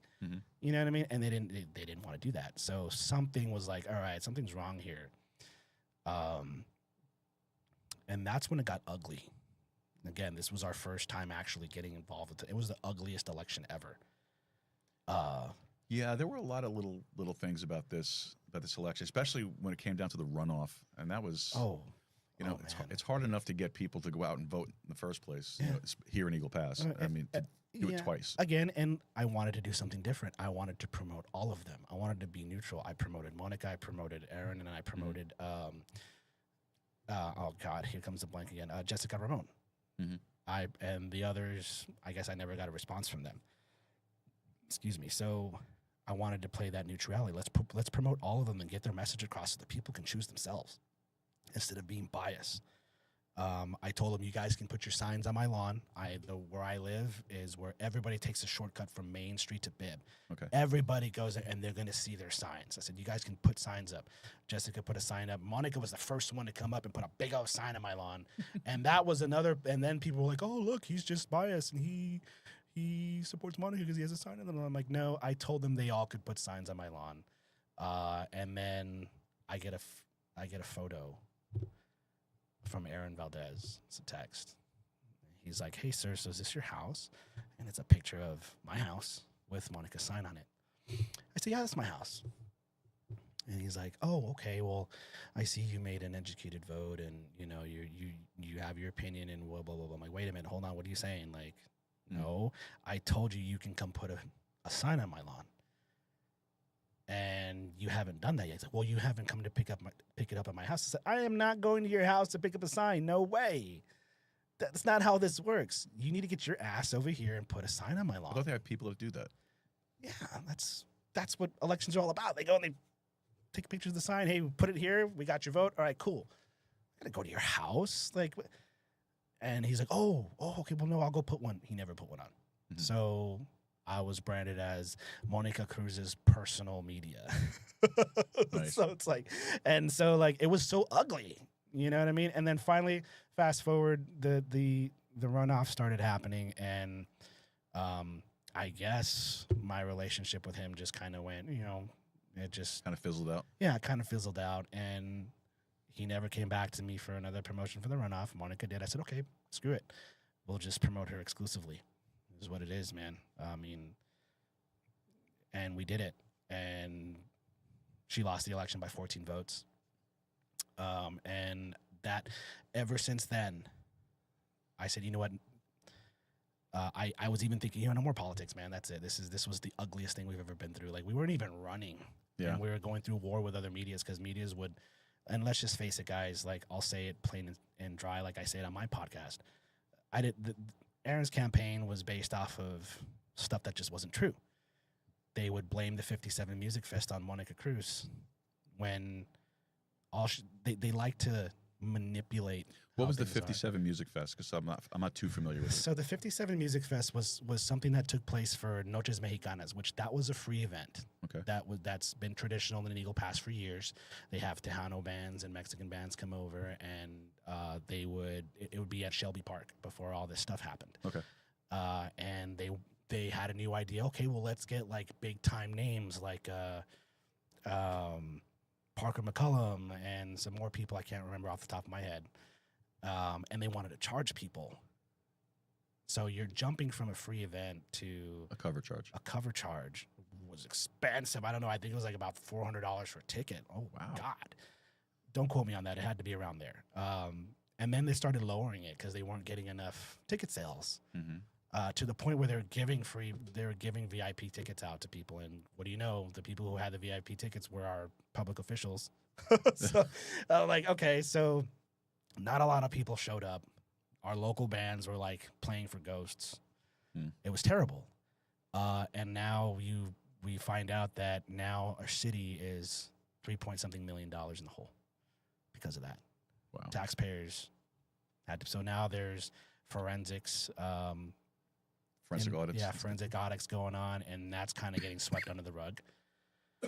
I think because the city tried to do it like a business. Remember, the city wants to do a free event, they got to use the taxpayers' money. But they wanted to try to make money for the city on this thing. It just didn't work out. Right. It probably would have worked if they would have advertised it as a paid-for event. Yeah, You know? exactly. And I think that how they did it, they just didn't know what the hell they were doing. Mm-hmm. And they so now there's all kinds of suspicious things going on, especially with the promoter and all that. So that's why they're doing the forensic audit, and they blamed it on Monica Cruz. So there's a and this is why they hated me. I take it personal. When people talk shit about me, I don't take it personal. When they try to fool the community that I live in, I take that personal. Right. I can't just sit back and watch that. So they would post videos of her making a motion to execute negotiations. When you do that as a council person, you're just, okay, let's talk about it. Let's negotiate. Let's start the negotiations and go from there. Not, all right, let's do it. Right. And they tried to make that look like it was her fault. She was the reason why the 57 Music Fest went through. When you had our previous mayor, you had our councilman Elias Diaz, who also voted for it. They're the ones who voted for it, and they blamed it all on her. I'm like, no, it's not how it works, guys. Sorry, and they got mad at that I was bringing that to light. I got you. And like I said, it wasn't about who I supported; it was about who's full of shit. And so that's what turned Now You Know Eagle Pass into, how do I say this? I don't like saying fighting corruption because it's not all corrupt, but you're just bringing things to light. It's how we're analyzing things, and there's a lot of people that don't get it, and I put it out there for them. So that's what kind of fizzled out our relationship. And so I got you. Now what killed it is when, okay, so his wife, Stephanie Valdez, got appointed to the hospital board. Mm-hmm. What do you know? He used to be the chair of the hospital board. Mm-hmm. Now that chair is vacant, and now she's taking it. What do you think, Eagle Pass? I don't attack people's wives. However, when I had a meeting with him face-to-face, and when I wanted to try to restore that relationship, all he could think about was that I supported Monica Cruz. And then somewhere along that conversation, I told him, I'm not attacking your wife. I think your wife she's elegant. She could speak. I think she's good. She's done good things for the community. And she's an insurance agent and all that good stuff. However, whoever's idea to put your wife into politics, worst idea ever. Because now you're open game. You're a politician now. You're part of the board. You were appointed. And everybody sees the nepotism in that sort. It's like borderline nepotism. So the members of the board aren't elected; they're appointed by the mayor's office. No, the only reason why she was appointed because his term wasn't expired yet. So when he got elected for mayor, he had to leave that seat. Okay. So now that's when a seat is open, then they have to appoint somebody until they can have an election. Okay, so then Who does the appointing? The board themselves. Ah, okay, I got you. So, and there's a couple people that favor the mayor, and outside of the appointments for a vacant seat, it's done by public election. Yes. Okay. So, there were 15 other applicants. Came down to 3 or 4. Other than Miss Valdez herself, there was others that had years in practitioner. One of them has 40 years of pediatrics experience. Another one's a pharmacist. She has a PhD. The other one has a PhD as well, and she got it. I didn't think anything of it. We're just like, well, that's just legal past politics, whatever. Fast forward, I'm driving to Cub Scout camp, and my producer sends me these documents. It's like, Ruben, you need to take a look at this. And I'm like, what is this? And it's court documents of... She had just gotten, this was last year. She got stopped for DUI, DWI, of a blood alcohol content of 0.15%, driving the wrong way on a highway. Wow. And I'm like, well, this is last year. And she said, well, take a look.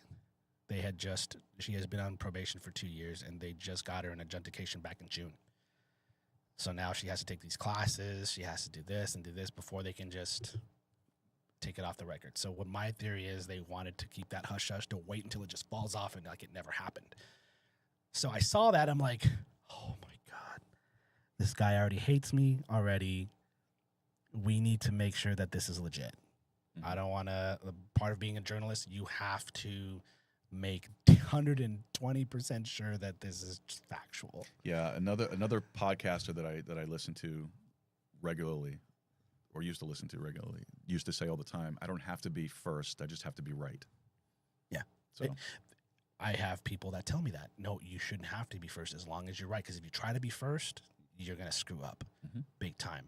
So I'm in the truck.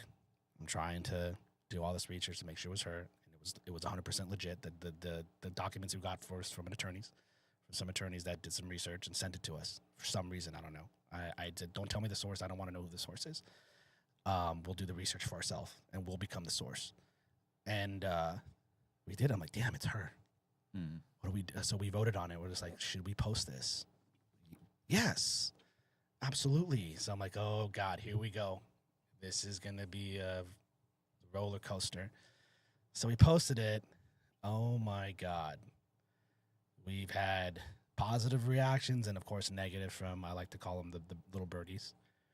Because some of the in basic training, we had a drill sergeant that would be like, "Come here, birdies. If you don't know something, I'll give you some information." He'll pretend to like throw up, like you know how birds throw up. And come and eat, little birdies. But so like, I try to explain why I did it, and they all, I guess, people at first before I explained it on a podcast thought that I was just doing it to attack this person, that I was being malicious and vicious, and I just wanted to ruin someone's life, and that's not true.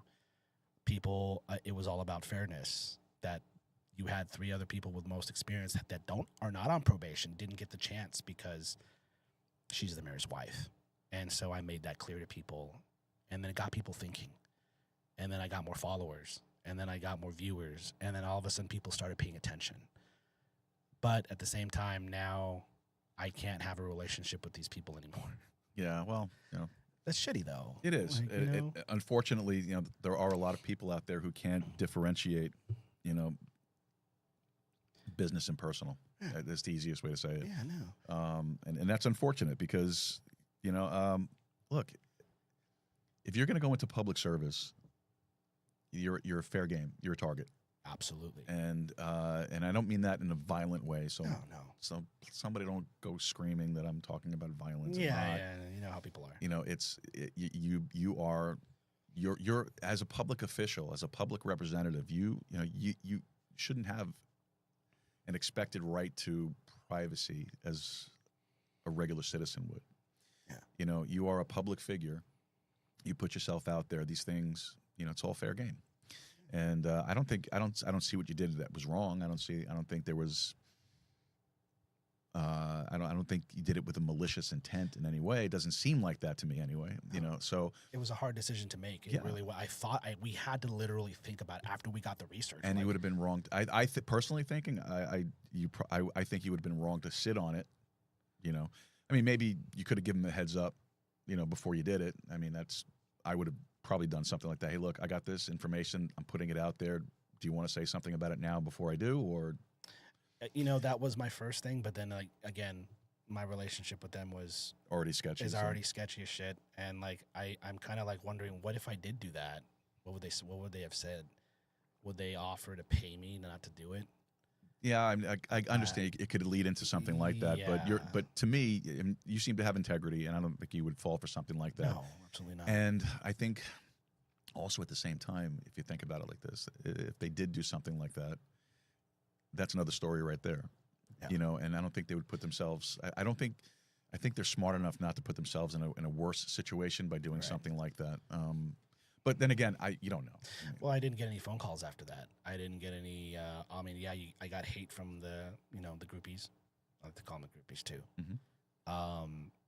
Because here politics is a popularity contest. The more friends you have, doesn't matter what you did. Yeah, no, it's not about the issues or ideas. Yeah. It's about it is. It's like running for homeschool for a homecoming queen and king and all that stuff. Yeah, it doesn't matter what you did. It doesn't matter if you gave somebody a swirly or stuffed somebody's head in a trash can. Yeah, you got all kinds of friends to vote for you, and you're good. Yep. And that sucks. And so what I'm trying to do is I'm trying to give people the power to be able to vote for to vote whoever they want and speak out about it. Like, that's what I loved about elections. Like, here, if you wear somebody else's shirt, people are going to look at you like disgusting. Like, if you wear a MAGA hat or something like that. But here in local, see that? Like, see, and like here, like, I wanted to rock everybody's colors. Like, dude, I love Aaron Valdez's his artwork on his shirt. Like, it looks cool. You can represent whoever you want, and then agree to disagree. But no, it's like, again, it's not like that. It's old European warfare where you're taking turns just shooting each other. Yeah. And so, like I said, I didn't get any phone calls after that. I already knew that. I mean, I do have insiders, and they're all telling me that everyone's pissed off at me, and I'm just like, well, Look it over it. yeah, get over it. No, they're not gonna get over it. It's on them. That's not on you. Yeah, they're not gonna get over it. I burned my bridges with them. It wasn't my intention to burn my bridges. Like, it's business. None of the other media reported this. Which is interesting in and of itself. Yeah, nobody. Everybody knows it's the truth. Nobody put it out there. It's just me looking like the asshole. But it's not. At least I don't see it that way. Maybe because I do this stuff too. But I don't see it that way at all. Like, you had an opportunity to tell the truth, and you told the truth, and that's what's commendable about it. That's all. And now nobody's saying anything about it. And now I'm like, okay, you're not gonna say anything about it. I'm gonna keep pressuring you until you do. You owe these people an explanation. At least acknowledge it. Yeah, at least acknowledge it. You owe these people an explanation. You owe the community an explanation as to why someone that's on probation, currently on probation, and I know, and they did the whole movement with, don't let your past define you. Like, dude, it's current. It's not the past. It wasn't, if it was 10, 15 years ago and it was just 2 drinks and you got caught, okay, whatever. I wouldn't have even. But this was current. They're currently on probation. 3 experienced candidates did not get a chance to be on this board. 3 people that 2 of them I know. No, one of them I know personally, who's a very good person and I think deserved that seat. Give the people an explanation. Say something, but you're just choosing not to acknowledge it because it's me. So it's just like, no, I'm going to keep pressuring you. Yeah. I gave it a break because Halloween and everything, all the kids and stuff, so I just kind of veered off. And then we had a podcast episode. Me and Veronica, we jumped on. All 3 of them, Councilman Diaz, the mayor, and Councilwoman Ramon, the people like to call them the 3 Musketeers because they all vote one way. They went to what's called a cabalgata. It's a horse. It's like a horse ride. Horse ride.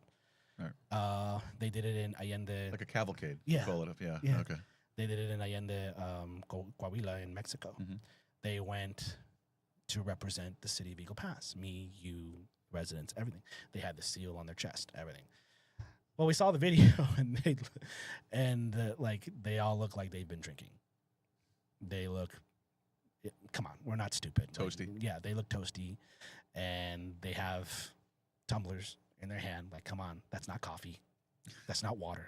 come on, Right. like come on now. And like the mayor couldn't remember his own wife's name, couldn't remember what she did.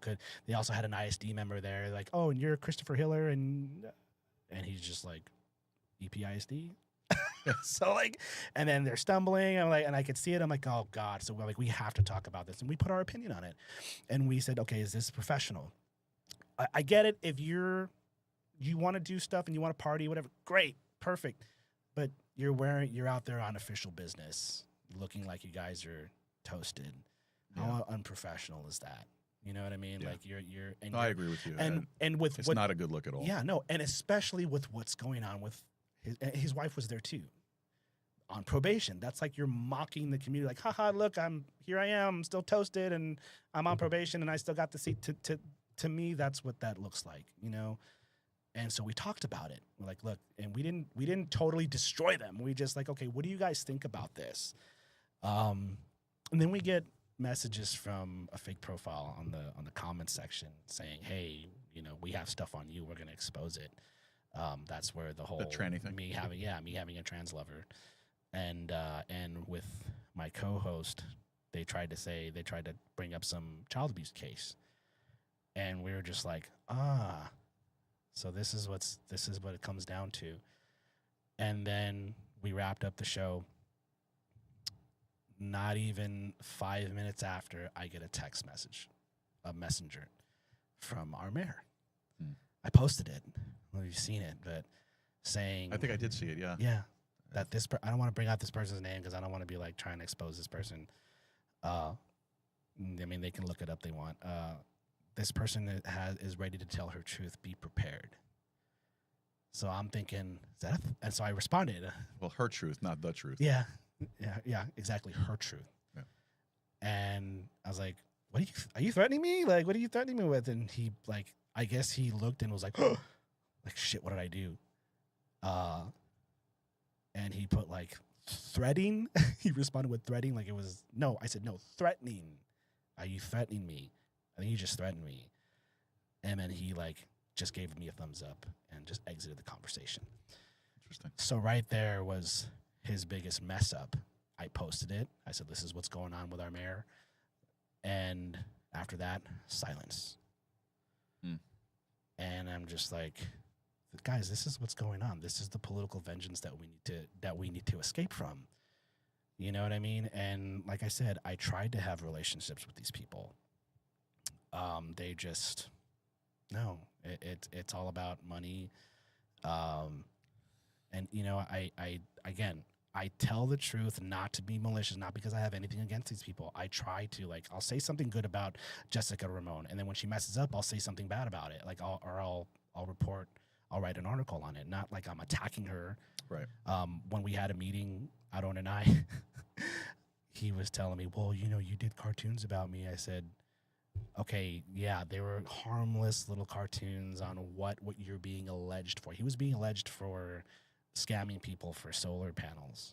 And so I wrote an article. Hey, look, this is what's going on. I didn't say he did it. I said, this is what's going on. And I wrote little cartoons, or I did like little AI cartoons of him sweating and everybody's like mad at him. And it was funny. And I said, did I like draw a big dick on your forehead or something like that? And he's just like, didn't say anything. I said, no, I'm not.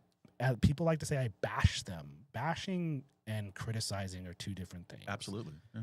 Bashing is when you're calling them stupid, or they're like, you're making fun of them. Like that's always bashing. one-sided. Yeah. Yeah. And no, I criticize them, and everybody has the right to criticize their leaders, as long as it's, you know, it's factual and you're holding your leaders accountable. That's what makes this country great. This isn't Mexico. I always like to say that, and they get mad at me when I say this isn't Mexico, where the politics strike fear into in the media's eyes, and so that way they don't say things that they're supposed to. Right. Yeah. This is America. So, and that's where I'm at right now. Wow, that's a lot. Yeah. Well, couldn't happen to a better guy. Yeah. Right. I mean, no, but I get you. I joke about it, but it's a serious thing, and you're doing. I think you're doing a good job. I don't think. Look, you have to go where the story leads, and if that's where the story leads, you follow it. That's it, and you let the audience make the public draw their own opinions of it. Yeah. You know, you don't steer them to an opinion. You just lay the facts out, let them come to it themselves. And, unfortunately, a lot of people get into elected office, and I'm not talking about any one specific person, disclosure. I mean, I had Aaron on the show twice. I like him. I think he's a nice guy. And I think in some things he's doing a great job. There are some things I don't think he's doing enough of. I don't really know anything about Jessica Ramon. I know who she is. I don't really follow. See, my thing isn't I don't follow the local politics in that way. I stick with, I have my show and I do my thing, mostly with guests. Comment from I see. Yes. You forgot about the veterans investigation. I don't know. I'm not too sure what she's talking about. That maybe I did forget about it. I'm sure it'll come to mind. Okay, I forgot you could see it on your end. Yeah, Sorry. yeah, I can see it on my but and again, they try to say I'm in league with our superintendent, who's all powerful and all this. And I interviewed him for the first time ever because I really wasn't a big fan of him. I can't say I'm a big fan of him now. I'm trying to be neutral, and I talk to him now. And then actually, that's one of the biggest focal points is when the whole incident happened. He was actually. He said they started a war with each other with the chief of police, and how they should have the Eagle Pass Police Department is trying to say, well, they should have told us. Eagle Pass ISD is trying to say, well, we thought we were doing the right thing by handling it ourselves, and it became a big old circus thing. I got you. And we were the first ones to interview him on that, and we were just like, after he started saying things about Chief Amy Gonzalez, we're just like, what was he supposed to say that? Yeah. So, and immediately I had to go talk to the chief and be, okay, let's have an interview on this. And again, it's Eagle Pass is so used to, okay, Ruben's only saying this because he's on their side. No, that's not true. Like, I want to be neutral, and don't make me take sides. I don't want to take sides. Well, I think the point of being in the work that we do is not to take sides. Yeah. It's important. I mean, if you look at what goes on with the mainstream media, you see what it looks like when you take sides. Yeah, we all know. And that's not what it should be. It should be objective, and we should be looking at these things and reporting on them as the truth lays out, as the facts state. Remember, John Adams said, "Facts are stubborn things." You lay the facts out and let it lay where it fall. Yeah. You just got to let the public make their own decision about it. You're not steering anybody to it, and that's important. It takes its toll. It does. I'm sure it does. Because I'm not like, if anybody's like enjoys doing this kind of thing, you're weird. Like, I don't enjoy. Nobody likes being in a position where you see somebody else in a bad spot. I don't like that. I don't like putting people in a bad spot. I try not to as much as I possibly can. I don't like being put in a bad spot. You're the first one that I'm telling you this. Like, it hurts. It hurt. It hurt for me to do that. Breaking news here, folks. I didn't want to do that, and my first reaction was no.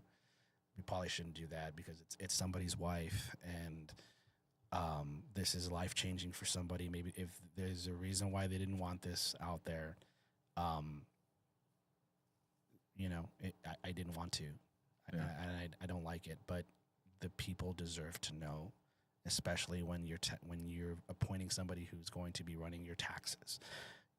It falls in with their bylaws of ethics and honesty. So now the question is, did the board overlook it, or is there or are their qualification methods just crap and they didn't catch it?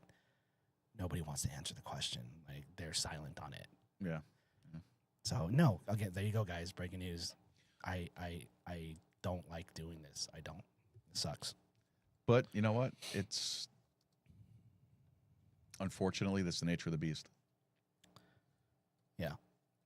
Yeah, and whoever smiles and like, yes, let's put this out there. Like, you need therapy. I agree. I totally agree. Yeah. So. All right. So I got one more question for you about. Sorry if about the podcast. No. That's the whole point of the show, bud. Okay. All right. So what's next for Now You Know? What's next for Now You Know? Well, I don't know. I really don't. Like, we've tried so many different things. Like, we tried to do comedy, because Eagle Pass needs it. Yeah, the one thing about your show that I find very interesting is that you actually do skits and you do little vignettes and things like that, which is great. I mean, not very many podcasts do that. Like we did. I don't know if you saw the Friends. Yeah, you had told me about it on the phone. And I had to go find it, so I looked. It got 16,000 views. Yeah, which is great. That's yeah, awesome. and I said, you know what, people need to laugh about it, and I'm like, I hope they're good sports about it. I hope that they'll. I know they were. I know some of them were fuming about it. Whoever was telling me that they were okay with it, I don't think so. I think it made them pissed off. But, like, it wasn't anything vulgar. I was getting phone calls about it, and they were like, why did you do that? And I was like, oh, people need to laugh. Well, why not? It was funny. Like, they all vote one way, so I did a Friends parody, and it was funny. It wasn't anything vulgar. Again, I didn't draw dicks on anybody's foreheads or anything like that. I like to make that reference because that's that's like the classic thing to do when you're making fun of somebody. Exactly. No, I let people put their interpretation on it, and it was classic. I liked it.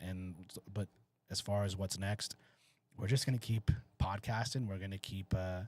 We want to get more guests on the show. We kind of want to go far. Maybe one day go far beyond Eagle Pass, and just keep telling the truth, man. Well, in your analytics, what do they tell you that your reach is? Like as far as like when you click on the dashboard and stuff. Like so I know you're not doing audio feeds yet, but we're gonna work on that. After the show. We're gonna get you set up doing that. But like for example, like I know like I can click on my dashboard, at least on the audio side, and I could see that my show is heard in 72 countries around the world. And things like that. So it's going to be surprising for you to hear. Like, I don't know. Well, no, that's fine. You don't. I looked at all I look at is how many followers I have of like 3.7 thousand followers, which is, is that good for a local podcast? Yeah, that's great. Yeah, I don't have that. Get this. Here's another breaking news thing. I'm getting messages from Facebook saying, "Hey," and I think I've got four messages from Facebook saying, "Hey, your tax info is not set up yet. Your assets are expiring."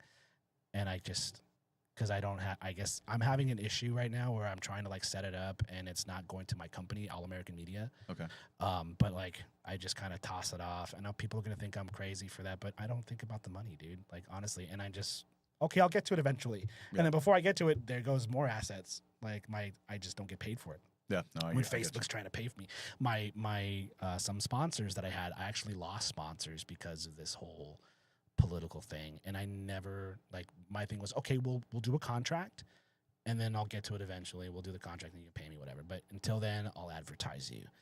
And I just don't think about the money. I don't. Yeah. And people think that's so weird. Like, what the hell's wrong with this guy? Well, it's different, when you're doing these things and you want to you want to have a revenue stream because you want the stuff to pay for itself eventually, right. At least pay for itself. Yeah. One day. Someday. Dare to dream. Dare to dream. Well, I actually wanted to do I did a ramen business for a little bit, for like a day. I heard. And that got taken down because somebody wanted to take me out and thought that it was going to hurt me and the whole cottage laws thing. And then I'm like, okay, well, there you go, guys. This is what's happening to me. And I really just kind of brushed it off. I said, I'm not going to shut up. I'm still going to keep going because I have a passion. I'm a Japanese enthusiast. The way of the warrior, you move forward. You know what I mean? I want to hear about the ramen. So let's do this. Let's take a quick break here. I had to use the restroom. Oh, yeah. So, sorry. That's all right. Let's take a break, and we'll come back with hour number 3. Awesome. All right, folks, this is the Joe Rue Show. Don't forget to like, subscribe, share with your friends, your family, and your followers. Help us to spread this thing around. And it's really important, though, you hit that like button because that helps the algorithm, helps the show get tracked and found. So if you're digging what we're shoveling, send over a comment. Let us know what you think. Give a like and click that support button if you can. All right, folks, we'll be back right after this. You stay with us. All right.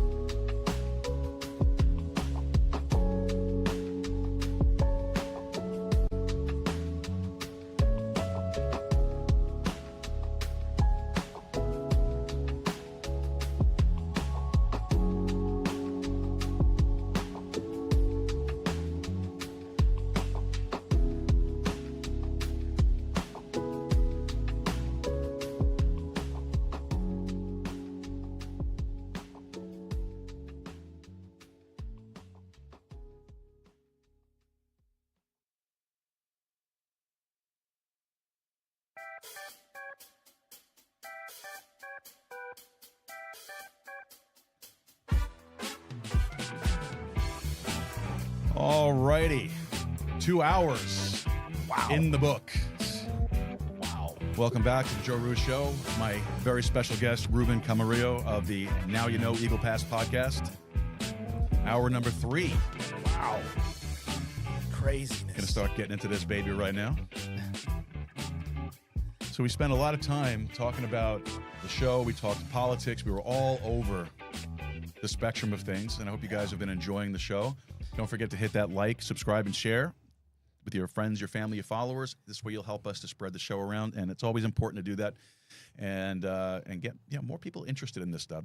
These conversations are needed conversations. They're not heavy. I mean, got some serious aspects to it, but it's not like it's a Saturday. We want to kind of relax. You know, the Saturday morning shows should be something more fun and relaxed. So we'll go for a little bit, and then we got to get ready and turned around for the crypto show with our resident crypto psychic, Marissa Lee, at 3 p.m. Central Time. So make sure you come on back to check that out. We are pushing on episode number 200, folks. We're just a few episodes away from that. Can you believe it? Nice. 200 episodes in just about a year. So we started the show on November the 25th of 2024, and we're coming up on that very quickly. I think we might actually break 200 before the 25th. Okay. So that's going to be awesome. I'm looking forward to that, and I'm thinking I got to reach out to Barry, the owner of Pod Home, because Barry was guest number 1 on episode number 1 of this show a year ago. And I think it'd be kind of nice if we had him come on back for the number 200 episode. So I'm gonna see how I can reach out to him. I don't know. I just thought about that now. Nice. But we'll see. We'll see how it all goes. All right, Ruben. So great conversation today, bro. I really appreciate it. This is a lot of fun. I'm enjoying this. I'm sorry that it's a little stuffy in here right now. No, but, it's all good. I tried to run the AC a little bit before on the break there, but it's all good, man. and then of course we had the 2 lunatics, like my kids, come running in here and I love them. had to get them out. That's why I had to restart the break music there, because we had to get them out. So it was one of those weird things. Sorry about that. So I'm gonna get into some of your family life, your family values, and things like that. And I think that's important. We want the audience to get to know who you really are. So your bio says that your wife Jackie served as a Border Patrol agent. Now she's not active duty anymore, right? No, she's active. Oh, she's still active. Yeah, she's gonna go till the wheels fall off, man. Oh, okay, nice, very nice. And how long has she been working there? I think she's on year 23 already, 23 or 24. Wow. I think so. She'll probably comment and correct me on that. Yeah, about year 24. Oh, wives are good at that. They like to comment and correct. Oh yeah. You know, and as long as we're willing just to let them do that and say, yeah, whatever. we know we're right. Yeah. I'm not trying to get you in trouble. See, I'm not married, so I can say stuff like that. I'm good to go. You got to go home. Well, I'm glad that I have her as like my backbone, and I love how. By the way, and just a short tidbit, like I work with a lot of females. 25. She said 25. Okay. I work with a lot of females, and it's funny because you look at, there's a lot of men here in Eagle Pass, sorry guys, that it's like an insecure thing. I've worked with people, I've worked with someone before, and it's like they want to be a chief and they try to just kind of overrun you a little bit. But then when you're with females, it's not that they don't challenge you on things, it's like they're your backbone. And they'll tell me, like, Ruben, what do you want to do? Mm-hmm. And I'll be like, if I'm the type of person that goes, I don't know, what do you want to do? Then they're just like, I just asked you, dude. Like, what do you want to do? Mm-hmm. It's like the lion and the lioness. You know what I mean? I get you. The lioness takes care of the cubs, the pride. They do the hunting, and the lion is the one that fends off the other males. But if the lion's weak, you get eaten up. That's a great analogy. I like that. Yeah, so that's why a lot of females. That's why some back in the ancient times, like Viking times, females were like great soldiers because they didn't try to. They're not going to try to stab you in the back and try to take supreme of leadership. Well, unless they're those like Kamala Harris, but. Well, anyways, yeah. So she couldn't lead herself out of a plastic bag. Yeah, but they'll. Oh wait, no, they're not allowed to use plastic in California. So yeah, exactly. Yeah, that sucks, man. Yeah. But yeah, no, they're good soldiers, man. Yeah. And they will help you, and they will be your pillar. And so that's why I love my producer Veronica, and of course my wife, who has helped me through all of this stuff. And that's something I appreciate too. When you know, in talking to you and hearing the things you say about your wife and how is that the fact that you both support each other. Yeah. You know, and that's important, especially in any relationship. It's important that you both support each other, because you have a calling to serve. Obviously, she has a calling to serve, and she's serving our country as with the Border Patrol, and and you're doing what you're doing, and you served your country as in the military, and which is, again, thank you for your service again. Appreciate that. Thank you. And it's important to have that kind of support and backbone. I mean, especially when you're doing podcasting and doing shows like this. If you're married, if you're with somebody dating, in a whatever kind of a relationship you have, if you don't have that support behind you, it makes it so difficult to do what we do. Yeah. How often do you do your shows? Now we try to do it every Sunday. Okay, so you do a once a week show. Yeah, so before it was just like whenever we get to it, because my hours are totally crazy right now. Being a contractor for the government is very demanding. I feel like I'm in the Army again. Yeah. So like I try to accommodate, and then now it's getting to the point where we need to do a show every Sunday and be consistent, and then just give out what's going on in the community. All the past events that are happening, what events are going to happen, and then I'll do it's called a reality check segment. I love Judge Janine Pirro, how she would do her opening statement. So I kind of mix that with, I'm a huge wrestling fan, by the way, like CM Punk dropping pipe bombs and stuff like that. Okay. We save that little segment there, and then we get into the good stuff, and then we talk about. I'll leave my opinion, and then we'll talk about facts. I love the fact that they've been very supportive on that. Well, seriously, I mean, that's what you need. Like I do the show anywhere from 3 to 5 days a week, and it's a lot. I know. I'm like, damn, how does he do it? I want to be at that point. I don't know how I do it, to be honest with you. I really don't. And there was a point when we first registered with some of the services that we use, like Podmatch and Radio Guest List and such, where all of a sudden it's just like a flurry of stuff, and I was still feeling my way around with the scheduling aspect of the whole thing. And my producer Angela, she's fantastic. She picked up on the curve really quick, and she seems awesome, man. Oh, she is. She's amazing. Again, like I told you earlier, I don't know how she does it with everything that she's involved with. And we call her Anonymous Angela. Anonymous Angela. Anonymous Angela. And there's a reason, and I'll get into that in a second. But yeah. She's just great. And when we first started with like Podmatch and Radio Guest List and all those types of services, man, and we set up our calendar. I didn't even think that I had to block out time, so nobody would book. And went to bed and then woke up the next day. Literally, I'm no exaggeration. I'm not making this up. It was literally went to bed with no bookings and woke up with booked solid from the end of June all the way through into the end of September. Literally almost every day. And it was like, how the hell am I? And not just one guest, but both, because my show is 2 hours, like an hour and a half to 2 hours generally. Both hours booked. Wow. So it's like, okay, well, so I'm doing 5 nights a week, 2 guests every night for at least an hour. Okay. Damn. It's like, holy cow. Yeah. That's why I'm like, oh my gosh, I'm looking at all these, when I'm scrolling through the audios, I was like, damn, how does he do it, man? And you got a good support. I got great help. I want to try to get Veronica on that spectrum too. Like she's great. She gets all these ideas, and then we just kind of wing it. Hey, look, I found somebody who's for Sunday. Next Sunday, we want to try to get Councilman Mario Garcia, who is a food director for the ISD, and I listened to one of your podcasts about food being close to dog food, and I actually talked to him about it, and he gave me a big old explanation. I said, you know what, we need people you need to talk to people. We need to get this out there, because people just think that, well, the ISD is just because the superintendent gets paid so much, that's why we have shitty food. No, it's more than that. The Michelle Obama thing, where you have to have certain proteins and certain sodium and certain carbs, and then not to mention that Eagle Pass gets like the last pick of the litter when it comes to the vendors. And it's funny because now people that are attacking the ISD are saying that, well, look at Del Rio, they have awesome food. Well, they just told me that it's because they have their own contracted vendor company, so they do it themselves. They don't go to outside vendors; they do it themselves. You know, and well, that makes sense. Yeah, they order all that food and they pay themselves. You know, they fork out the funds for that. So we're gonna talk about that next, or hopefully, maybe tomorrow, if I can get him on board for tomorrow. Awesome. Yeah, so that's an interesting subject.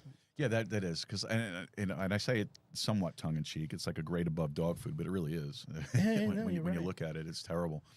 Now, as far as we go here, it's so again the Saturday shows are just basically, originally they were just every other week. We have our you heard me mention it before. Our resident crypto psychic comes in, who is great, by the way. She's amazing. Marissa Lee, hooked up with her through Podmatch actually, and we just connected. We just hit it off really well, and what she does is she makes cryptocurrency predictions based off tarot. I got to get into that. Crypto. It's very interesting. Well, if you want to stick around for the show, you're welcome. So she is just amazing with it, and I want to say she's spot on more than she's off the mark at all.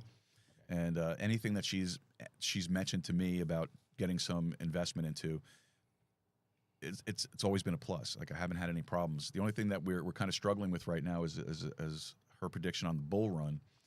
That was that she thought was going to be coming sometime in like September, August, somewhere around there. Still hasn't come yet. As a matter of fact, we saw the crypto market drop significantly. It's coming back, but it did drop significantly for a while.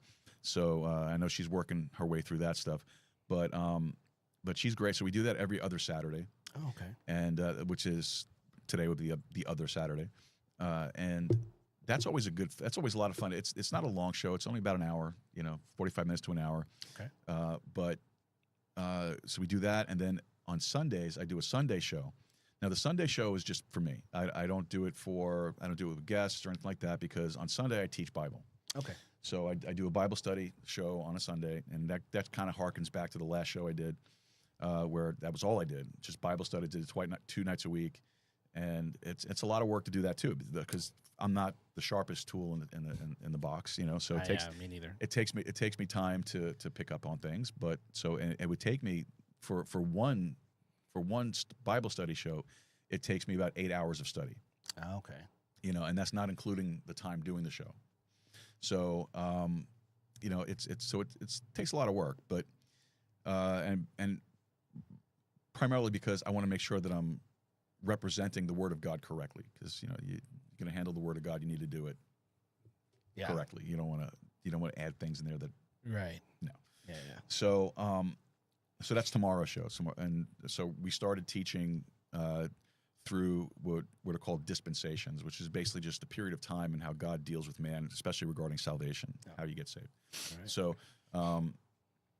So we started doing that, and so that's been good. It's been a good study. I've not something I haven't taught before. I've taught it quite a few times before, so it's comfortable material for me to do. So I'm not spending as much time in prep. It's just kind of like refreshing myself on certain things and maybe updating some of the verses and whatnot if something else pops to mind. So that's what I've been doing, and it's tiring sometimes. Yeah, I mean, when it comes, I'm not going to pretend like I'm the most religious person in the world. I do believe in God and I believe in Christ. I just don't practice a lot. But like I do, you can't know everything. Everybody who's like, whether you're a pastor or a priest or whatever, if you're somebody who knows every single verse in the Bible, then good Lord, like, where did you come from? God bless you, man. But you can come here. Let me rub your head. Yeah, because I want to get some of that. Yeah, but when you look in people's Bibles, and I hate drawing on a Bible or highlighting stuff. I just feel like I'm just defiling this thing. It's something so sacred. Yeah. But you want to bookmark those verses when you want to turn back to it and do some revelation. And get it. You should see I have several Bibles, and each one is for something specific. Like I have my preaching Bible, which is the one I use for everything. And if you open that thing up, it's annotated all over the place. I got highlights and underlines and notes and all that stuff all over the place. Yeah. And then I have study Bibles. I have one study Bible that I use that's on a more practical, everyday, apply it to your life style of teaching. Yeah. And then I have another study Bible which is heavy doctrine theology. Okay. So it's, and when I say a study Bible, I'm talking about, I should have wrote it in, but it's, you have your text, and then at the bottom of the text, the person who compiled that material put study notes, things that they've studied over the years and such. So that's the study Bible basically, and it's I have some great resources. I've had some great teachers over the years. I don't know if you know, but I served as an associate pastor of a church up in New York for about almost 2 years. Okay. Our senior pastor was sick, very, very sick, and so there were times where he couldn't, teach, he couldn't preach, and so he asked me if I'd be interested in taking on that role, and I was like, yeah, as long as the church votes on it and it's unanimous. It's if one person says no, then I'm not. I don't want to do it, because then it has to be unanimous. So what happened? They voted on it at one of the business meetings. They appointed me as an associate pastor. So so I got all the paperwork and credentials and all that stuff, but it doesn't mean anything. It really doesn't. You're spreading what makes you happy. Yeah, exactly. But the point is that I'm not any special class of person because I've gone through all that nonsense. I make mistakes too, and I tell everybody that whenever I teach Bible, that don't take my word for it. Read it, study it yourself. Get your own revelation. Do your own homework on it. Do your own research. And if I'm wrong, tell me. Let me know what you think. This way, I want to learn. I want to make sure, because I know that, based on the study of Scripture, that when I stand before Christ at judgment, because I picked up that book and I started teaching other people what this book says, I'm going to be judged at a higher standard than I'm going to use it, Joe Schmo. Joe Schmo.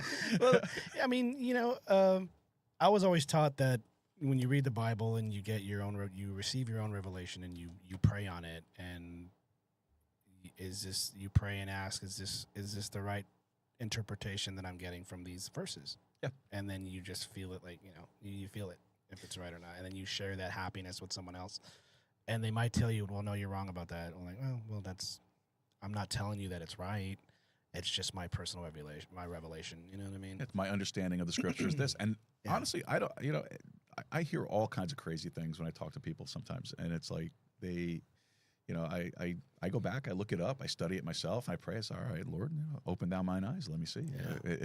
Am I missing something? Did I make a mistake somewhere? It's the last thing in the world because early on, I'll tell you honestly, early on, our senior pastor used to say, when he would call me up to preach, he was like, all right, now I'm going to ask Brother Joe to come up and yell at us for 2 hours.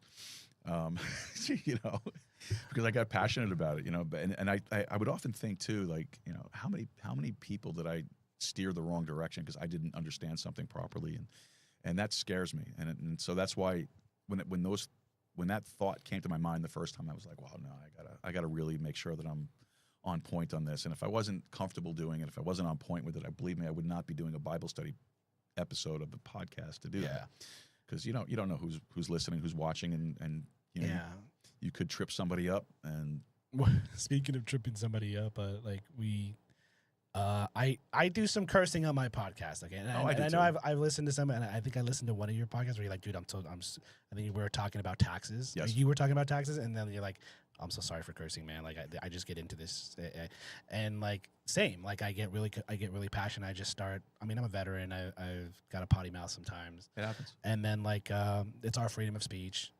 But like what I didn't mention before, what my wife was trying to say about the veterans investigation. So the guy that I called out about the whole thing with the school board, and he's going up and it doesn't sound right.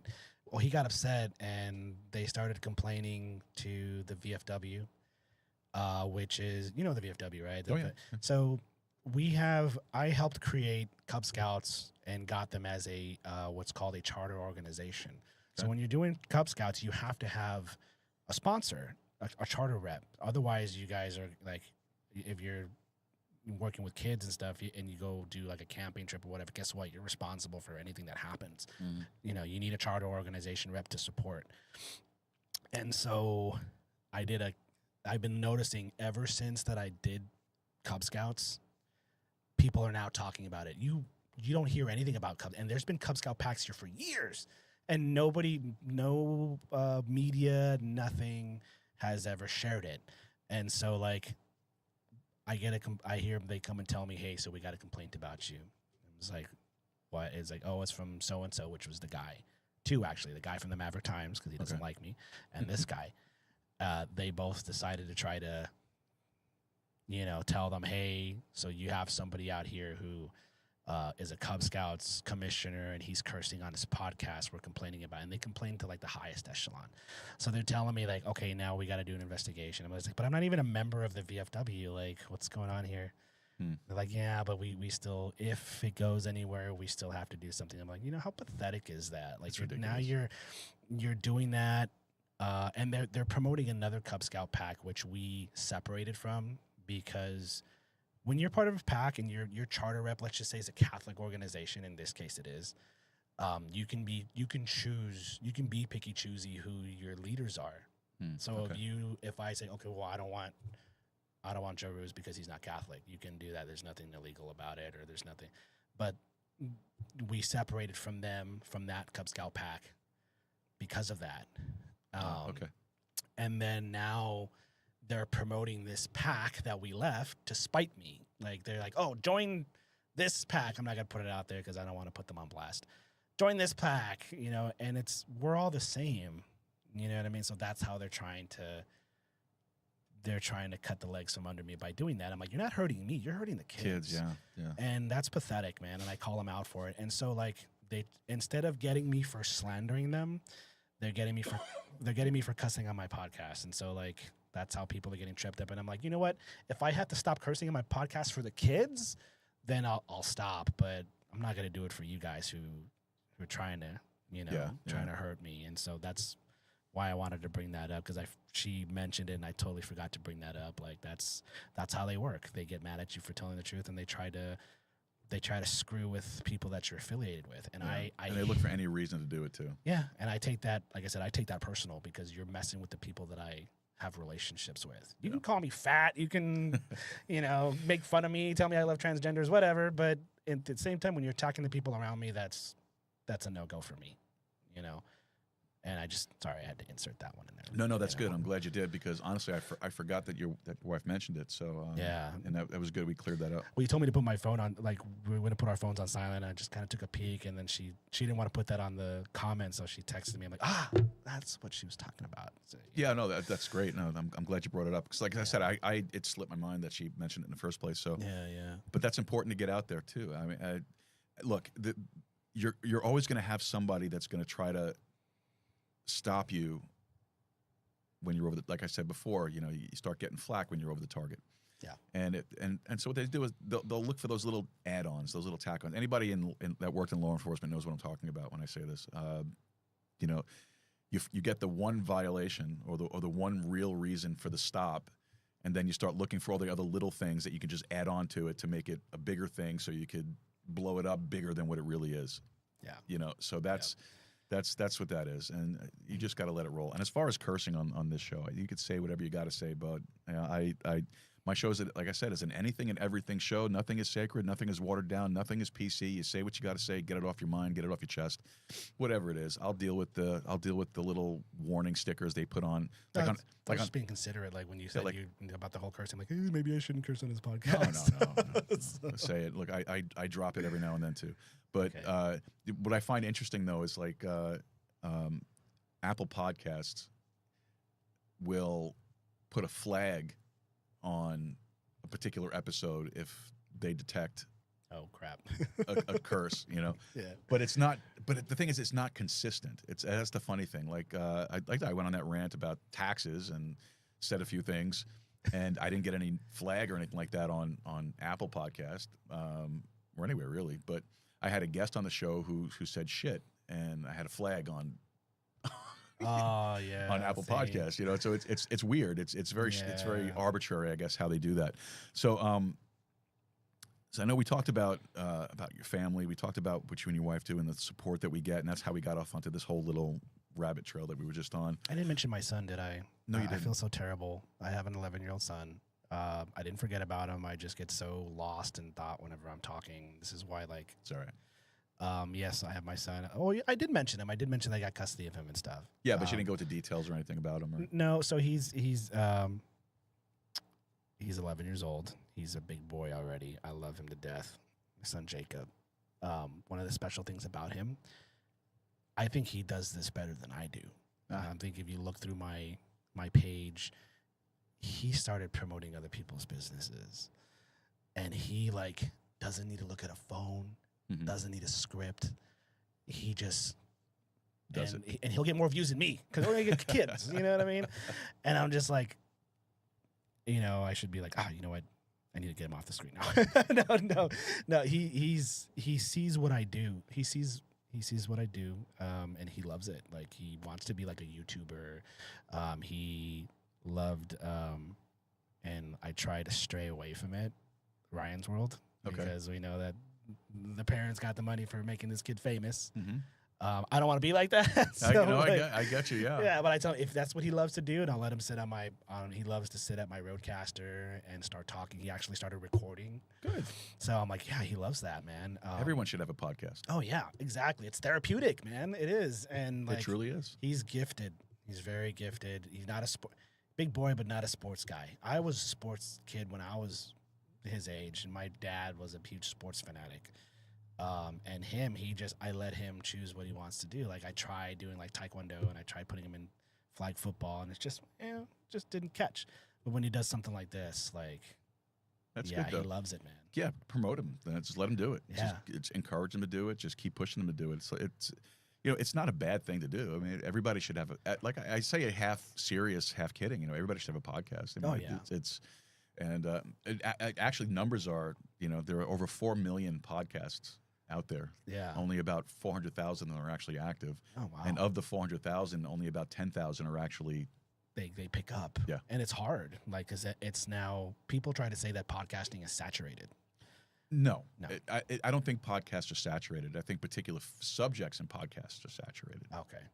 That's my opinion. I have nothing to back that up with. That's just my thoughts. No, I agree. I agree. I think that unfortunately, the podcasts that seem to do the best right now are like what we talked about. I'm going to say the name. I'm going to say the word wrong, but Chisme podcast. Chisme.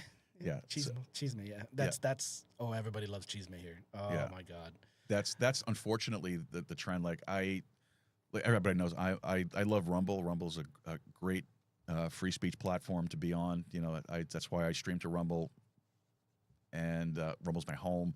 I don't pay much attention to YouBoob or anything like that. I just kind of YouBoob. I just kind of leave it. Fake book and all that. That was new for me. Yeah, I kind of leave them. Like I call Twitter or X, I call it Twix, because nobody knows what to call it anymore. So I just call it Twix.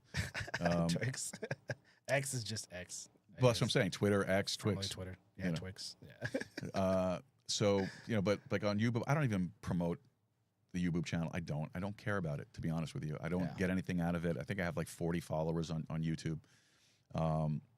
If they follow it, great. Yeah, follow it. But I'm not promoting it. I'm not pushing it, because I have 2 strikes on YouBoob already. It's like, and all because I was talking about alternative medical therapies, with a former sponsor of the show, and so that I got a flag for that. And I refused to go through their sensitivity training for it. So they're not going to remove it until I go through that. So I said, no, fuck you, man. I'm not doing it. I think YouTube is a thing of the past, man. Like that. It's a dying platform. That was the in way back in the day. Now there's Rumble, you got Twitch, you got X, you got Facebook, you got Instagram. They all share live stuff. See, now it's like you got to pick one. And the most you get is, I think, well, you said Rumble's good for you, right? Oh, yeah. For me, Facebook is good. I do want to try to do more platforms. Well, I would recommend you try Rumble, honestly, because Rumble's a good platform, and they don't censor. It's not like YouTube where you have to mind your P's and Q's. You can't give an opinion without fearing that you're going to get smacked for it. Really? Yeah. I only use YouTube because it keeps me it keeps my library. Because, StreamYard can only hold so much. Yeah, well, Rumble does the same thing. Oh, okay. They hold it. And I'll be honest, in full disclosure, everybody knows this already, but you might not. I am a shareholder in Rumble. So, Okay. so just to put it out there so nobody says anything, but I am a shareholder of Rumble, so I believe in the platform. You know, I think it's a great. I joined Rumble when it first started, and I wasn't doing a podcast at the time when Rumble first started. You know, I was kind of in between, but Rumble's a place to go, man. It's a great platform to be part of. Their leadership is just so pro First Amendment, so pro free speech, like France a couple of years ago tried to get Rumble to take down a number of high-profile content creators off of Rumble's platform because you know of their sensitivity laws and all that stuff. And Rumble said, "Oh, really? No, we're not taking them down." No, hell no. And then of course, you know, they threatened them with you know, lawsuits and fines and all that stuff. Rumble said, "Okay, fine. You know what? We just shut Rumble off to you. Then your country doesn't get it anymore." There you go. You know, and that's the way they do it. They're not gonna take people off their platform. I mean, unless it's something like super, like, you know, crazy. Yeah. You know, there are some, you know, contingencies in place. You know, but as a whole, Rumble's a great platform. I've been on for, but I was saying all that to get back to, you know, what people are talking about mostly. You know, the type of shows that really seem to take off. Rumble does these things where they highlight shows. So when you first go to the Rumble's homepage, they'll have a show playing, you know, and you may not be subscribed to it or not, but it's there, it's playing. And I've noticed that a lot of them are these panel shows where you have these like half-dressed women sitting around with a bunch of guys, and they're talking about relationship things and gossip and all that stuff. And they have thousands and thousands and thousands of live viewers and downloads and plays. And I'm like, listen, I don't want to sit here with my shirt off. I mean, if I have to, I guess, but you know, no one's going to want to see these. Yeah. You know, it's not so attractive anymore. Yeah. Even in my 20s, maybe, but you know, not now. You know, but unfortunately, that seems to me, anyway, it's just my observation. That seems to be the type of shows that are really taking off. That and like gaming shows. Like, I don't understand. So I know you play games and whatnot, but I don't understand what's the point and the purpose of watching, either whether it's on Rumble or YouTube or wherever, watching somebody else playing a video game for hours. Like Twitch? Yeah, like when people like will stream and they're just playing forever and we're just watching like what's gonna happen. Yeah, like I have no idea. I really don't have time to sit and watch somebody else play. Like, I don't even have time to play myself. Right. Like, I don't get it. I think that the purpose of it is to get people to watch how they play. Or like maybe if you're doing like a story game or like a puzzle game or something that's hard and it's kind of like a spoiler. So you watch people play it and like, that's how you do it. Oh, those are some hidden things that you found, or you know, those are some tips and tricks. Tips and tricks. No longer cheat codes anymore because that's back in the 90s, I guess. So, click. Yeah, up, down, square, down. up, down. Yeah. I remember doing that in Legends of Zelda. No, nostalgia.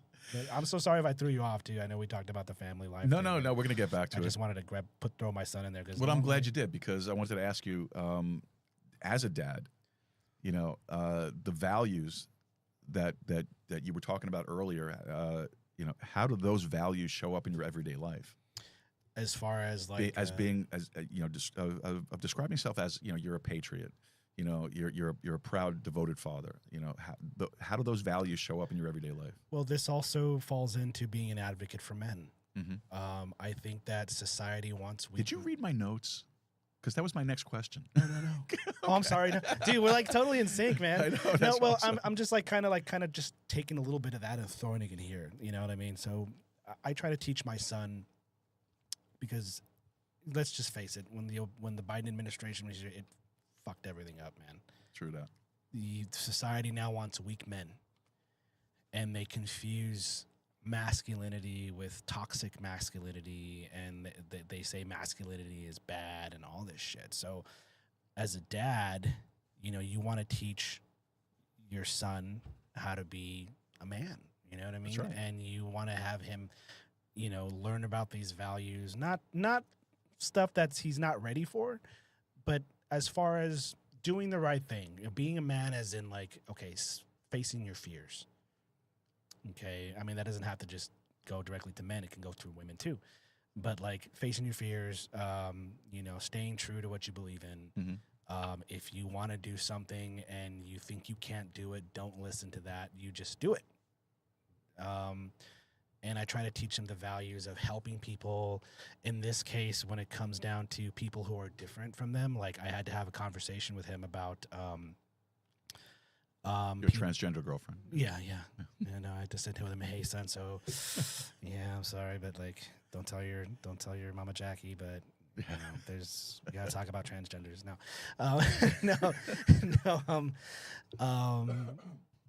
Well, we can throw that in there. Like, let's just, kids who are disabled or like who have Down syndrome. Yeah.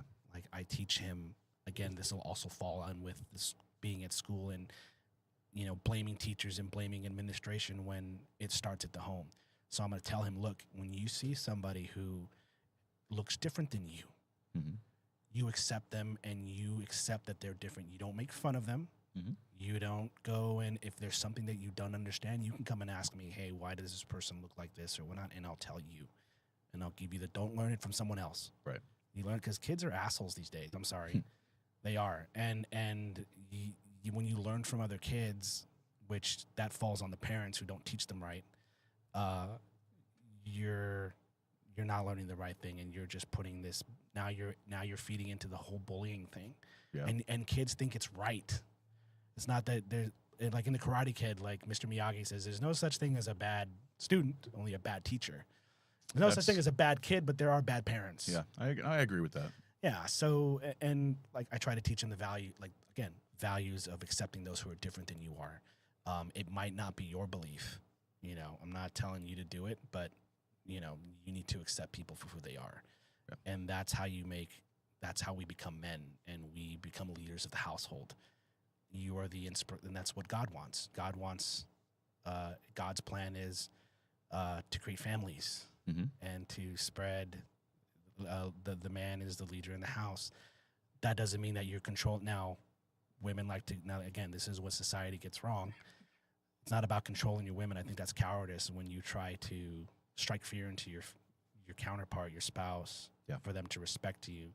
No, you need to prove that you can take the lead. That's what women want. Like you see two rams butting heads and you see the female ram is like, okay, who's going to win? Yeah. And okay, I want that one. That's the one that's going to protect me. That's the one that's going to be our leader. And so like, yeah, you earn women's respect by doing that and they want to follow you and they're protected. And I think a lot of people also misunderstand, because you mentioned scripture, the husband is the head of the wife and so on and so forth. I think a lot society, culture, feminism has drilled into people's head and women's heads especially that, that's misogynistic, that's patriarchy, that's all that stuff. No, exactly. No. See, biblically, yes, the husband is the head of the wife. Christ is the head of the family. But that doesn't mean that the wife is subservient to the husband. Exactly. The wife is a partner. God said that when he created man and he created woman, he created a help meet for him. Yes. Meet meaning equal for him. Yes. Someone that can be at his side and help him through his responsibilities and however you want to phrase it. So it's not, you're going to do what I tell you and that's the end of the story. No, that's not how it works. Right. You have an opinion, I have an opinion, we sit down, we put those ideas together, but ultimately the final decision falls on the man to make that decision because that's his responsibility. If the way I always did was, if my wife at the time had a better idea than mine and I thought, well, you know what, that might work, well, we'll go with your idea.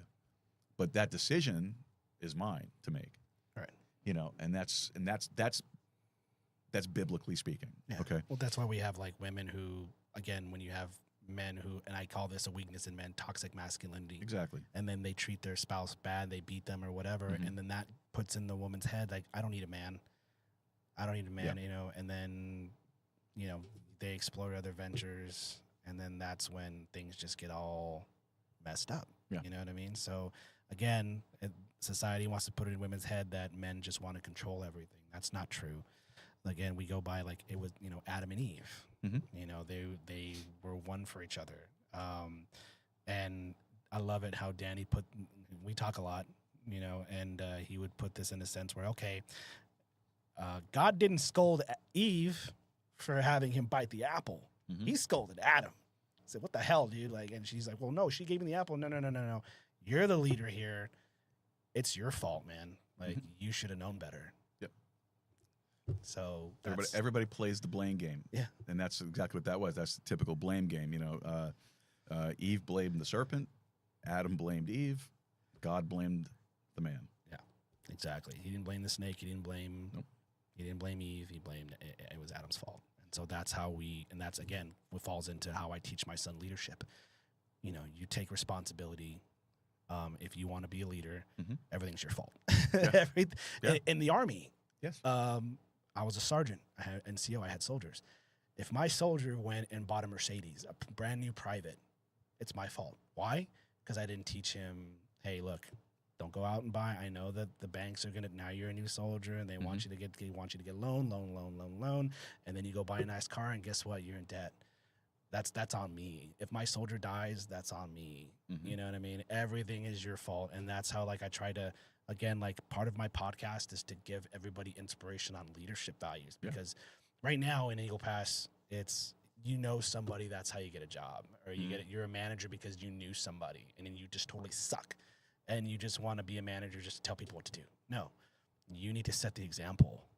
When I was making in the Army, when I would make my soldiers do push-ups, I would be doing it with them. You know what I mean? Yeah. You can't tell me I'm lazy. Here I am. I'm doing it with you. You have to lead by example, number one, and then heavy is the head that wears the crown. So if you're going to be in a position of leadership, yes, everything that happens under your leadership is your responsibility. Yeah. Whether you were directly involved or not, it is your responsibility to make sure your ship, or your platoon, or your I forget how they break it down in the Army. It's been a while.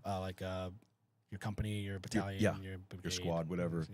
Yeah. All of that. Like when I was working in law enforcement, and I was a squad leader for a short period of time. Before I became a patrol supervisor.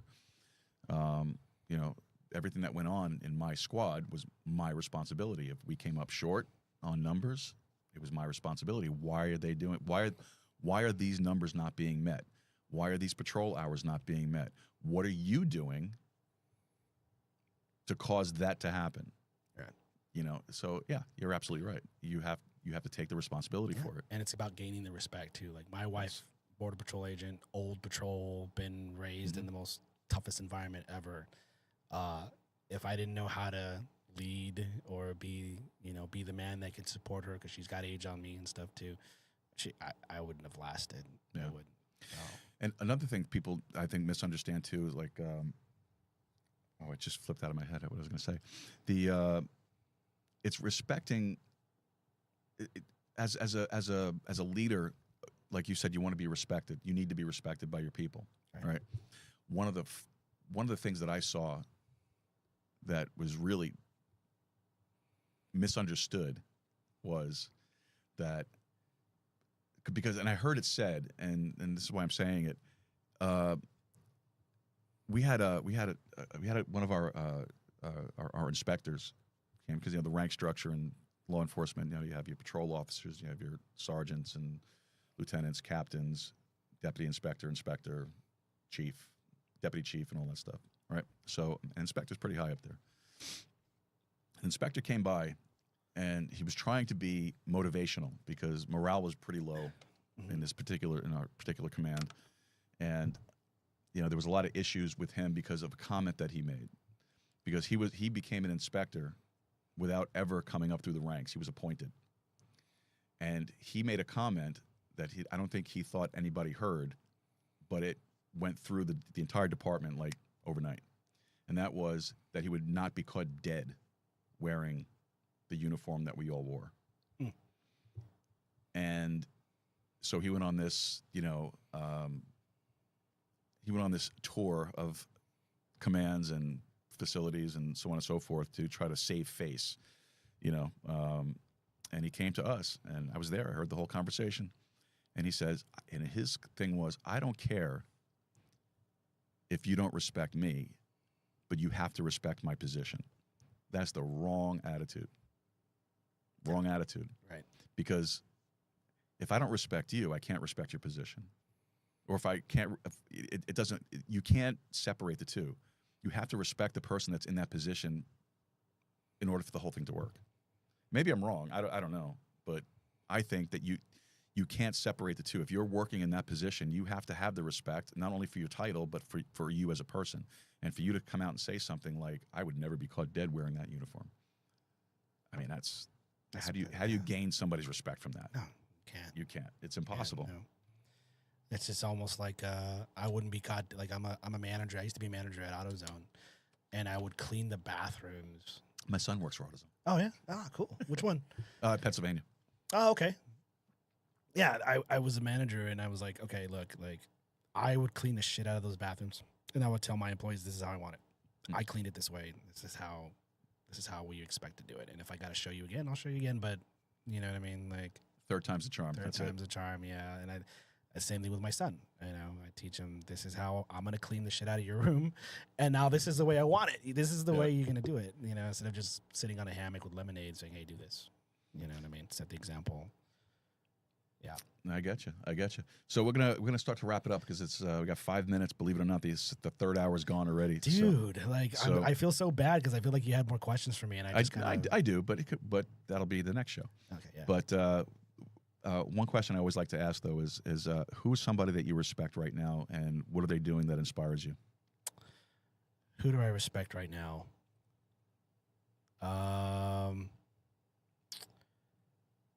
I have to say my father. Always. My dad is a man of who has made mistakes and who has showed me not to make the same ones. I'll always respect my dad. Always, man. Even though sometimes we'll be on talking terms and sometimes we won't be, but like, yeah, he's still doing what he's doing, working his ass off at and it's already gonna becoming 60 already.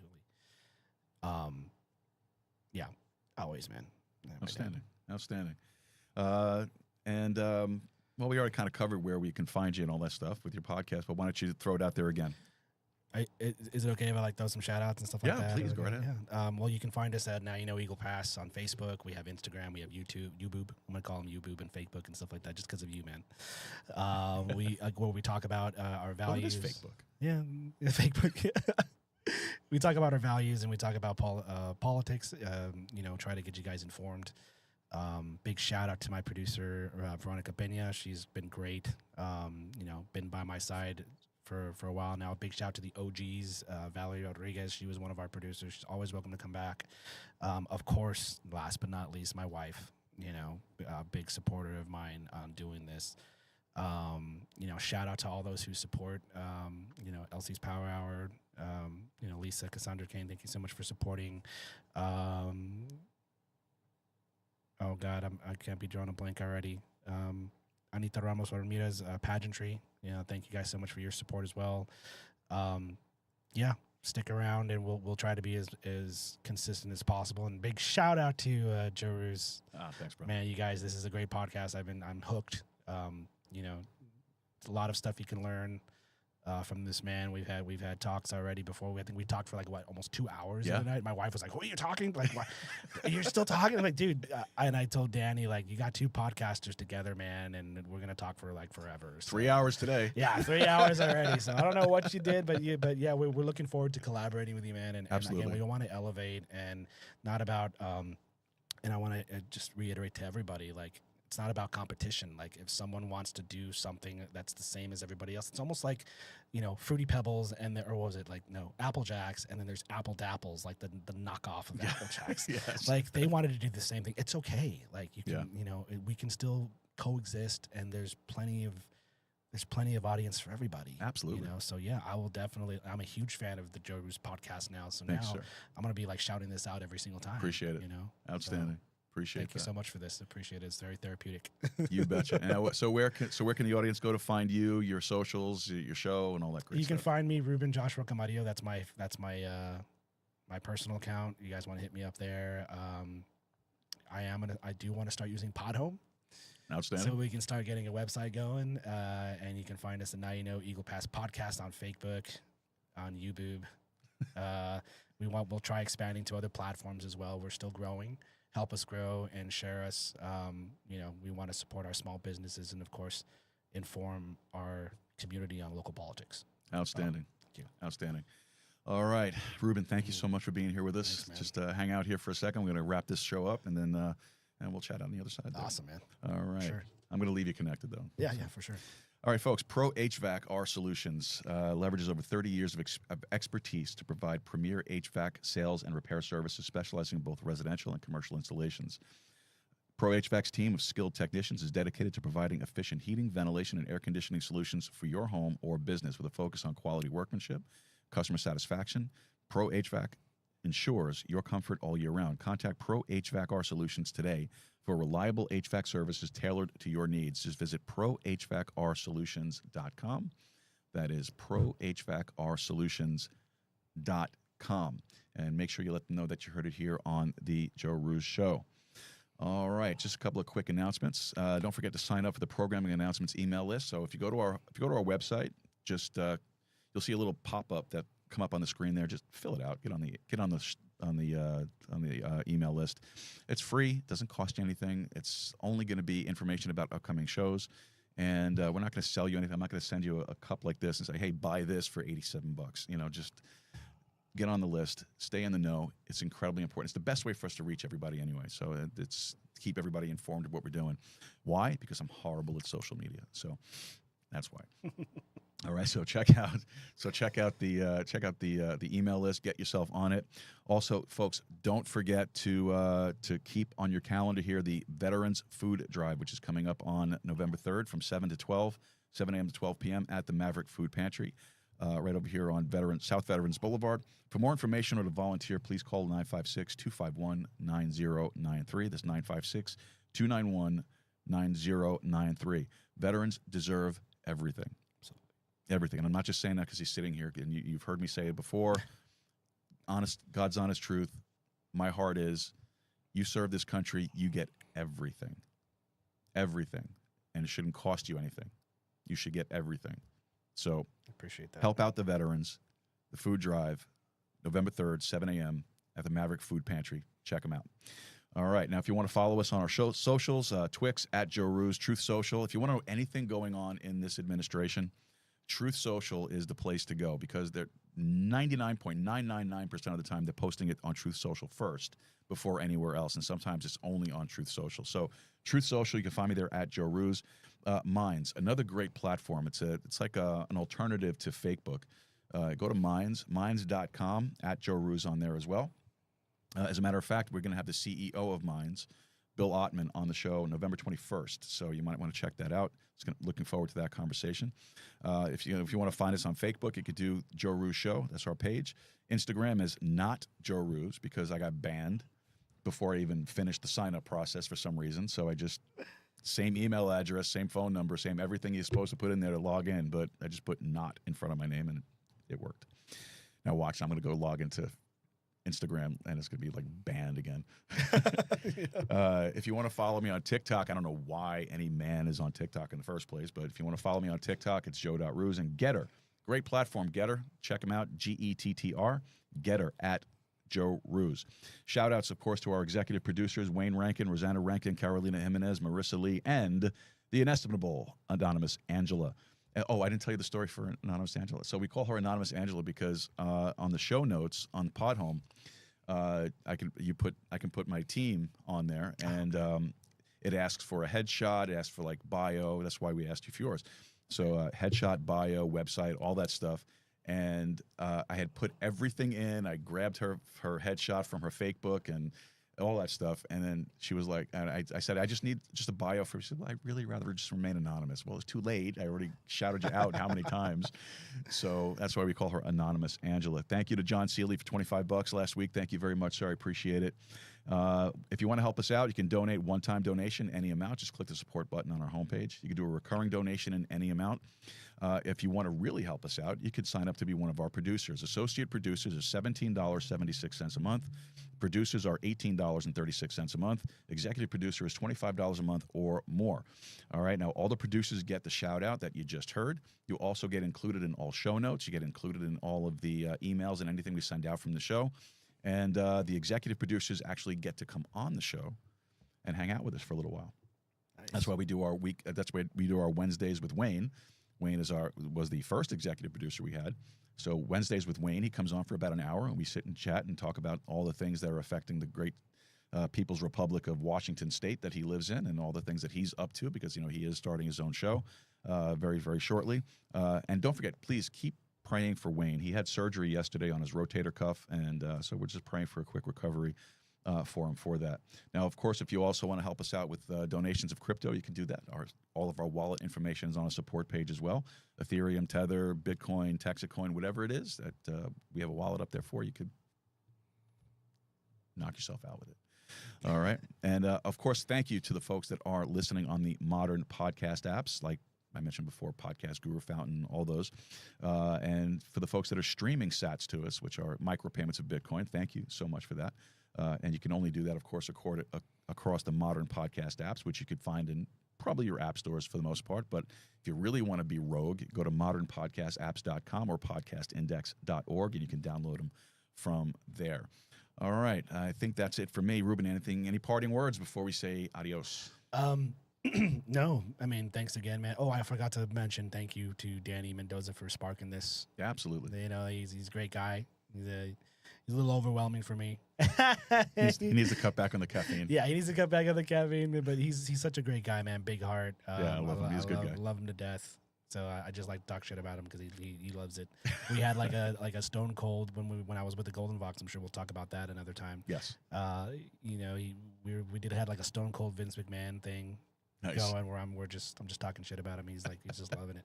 So love you, Danny. Thank you so much for doing this, man. You're awesome. Thank you. All righty. Well, all right, folks. That's going to do it for us. So with all of that said, folks, thanks for taking some time to be with us this morning. And don't forget to head over to our website, joeroos.com. Leave a comment, leave a suggestion, anything. Let us know what you're thinking. All right, folks. Make Texas independent again. Go podcasting. Keep a steady stride. Keep talking. We'll see you at 3 o'clock. Happy trails to you until we meet again. Happy trails to you. Keep smiling. Oh, no, I clipped it back. Coming back from the break. Who cares about the clouds if we're together? No, I downloaded that. I'll send it. You can get a lot of it for free. Some of it paid for.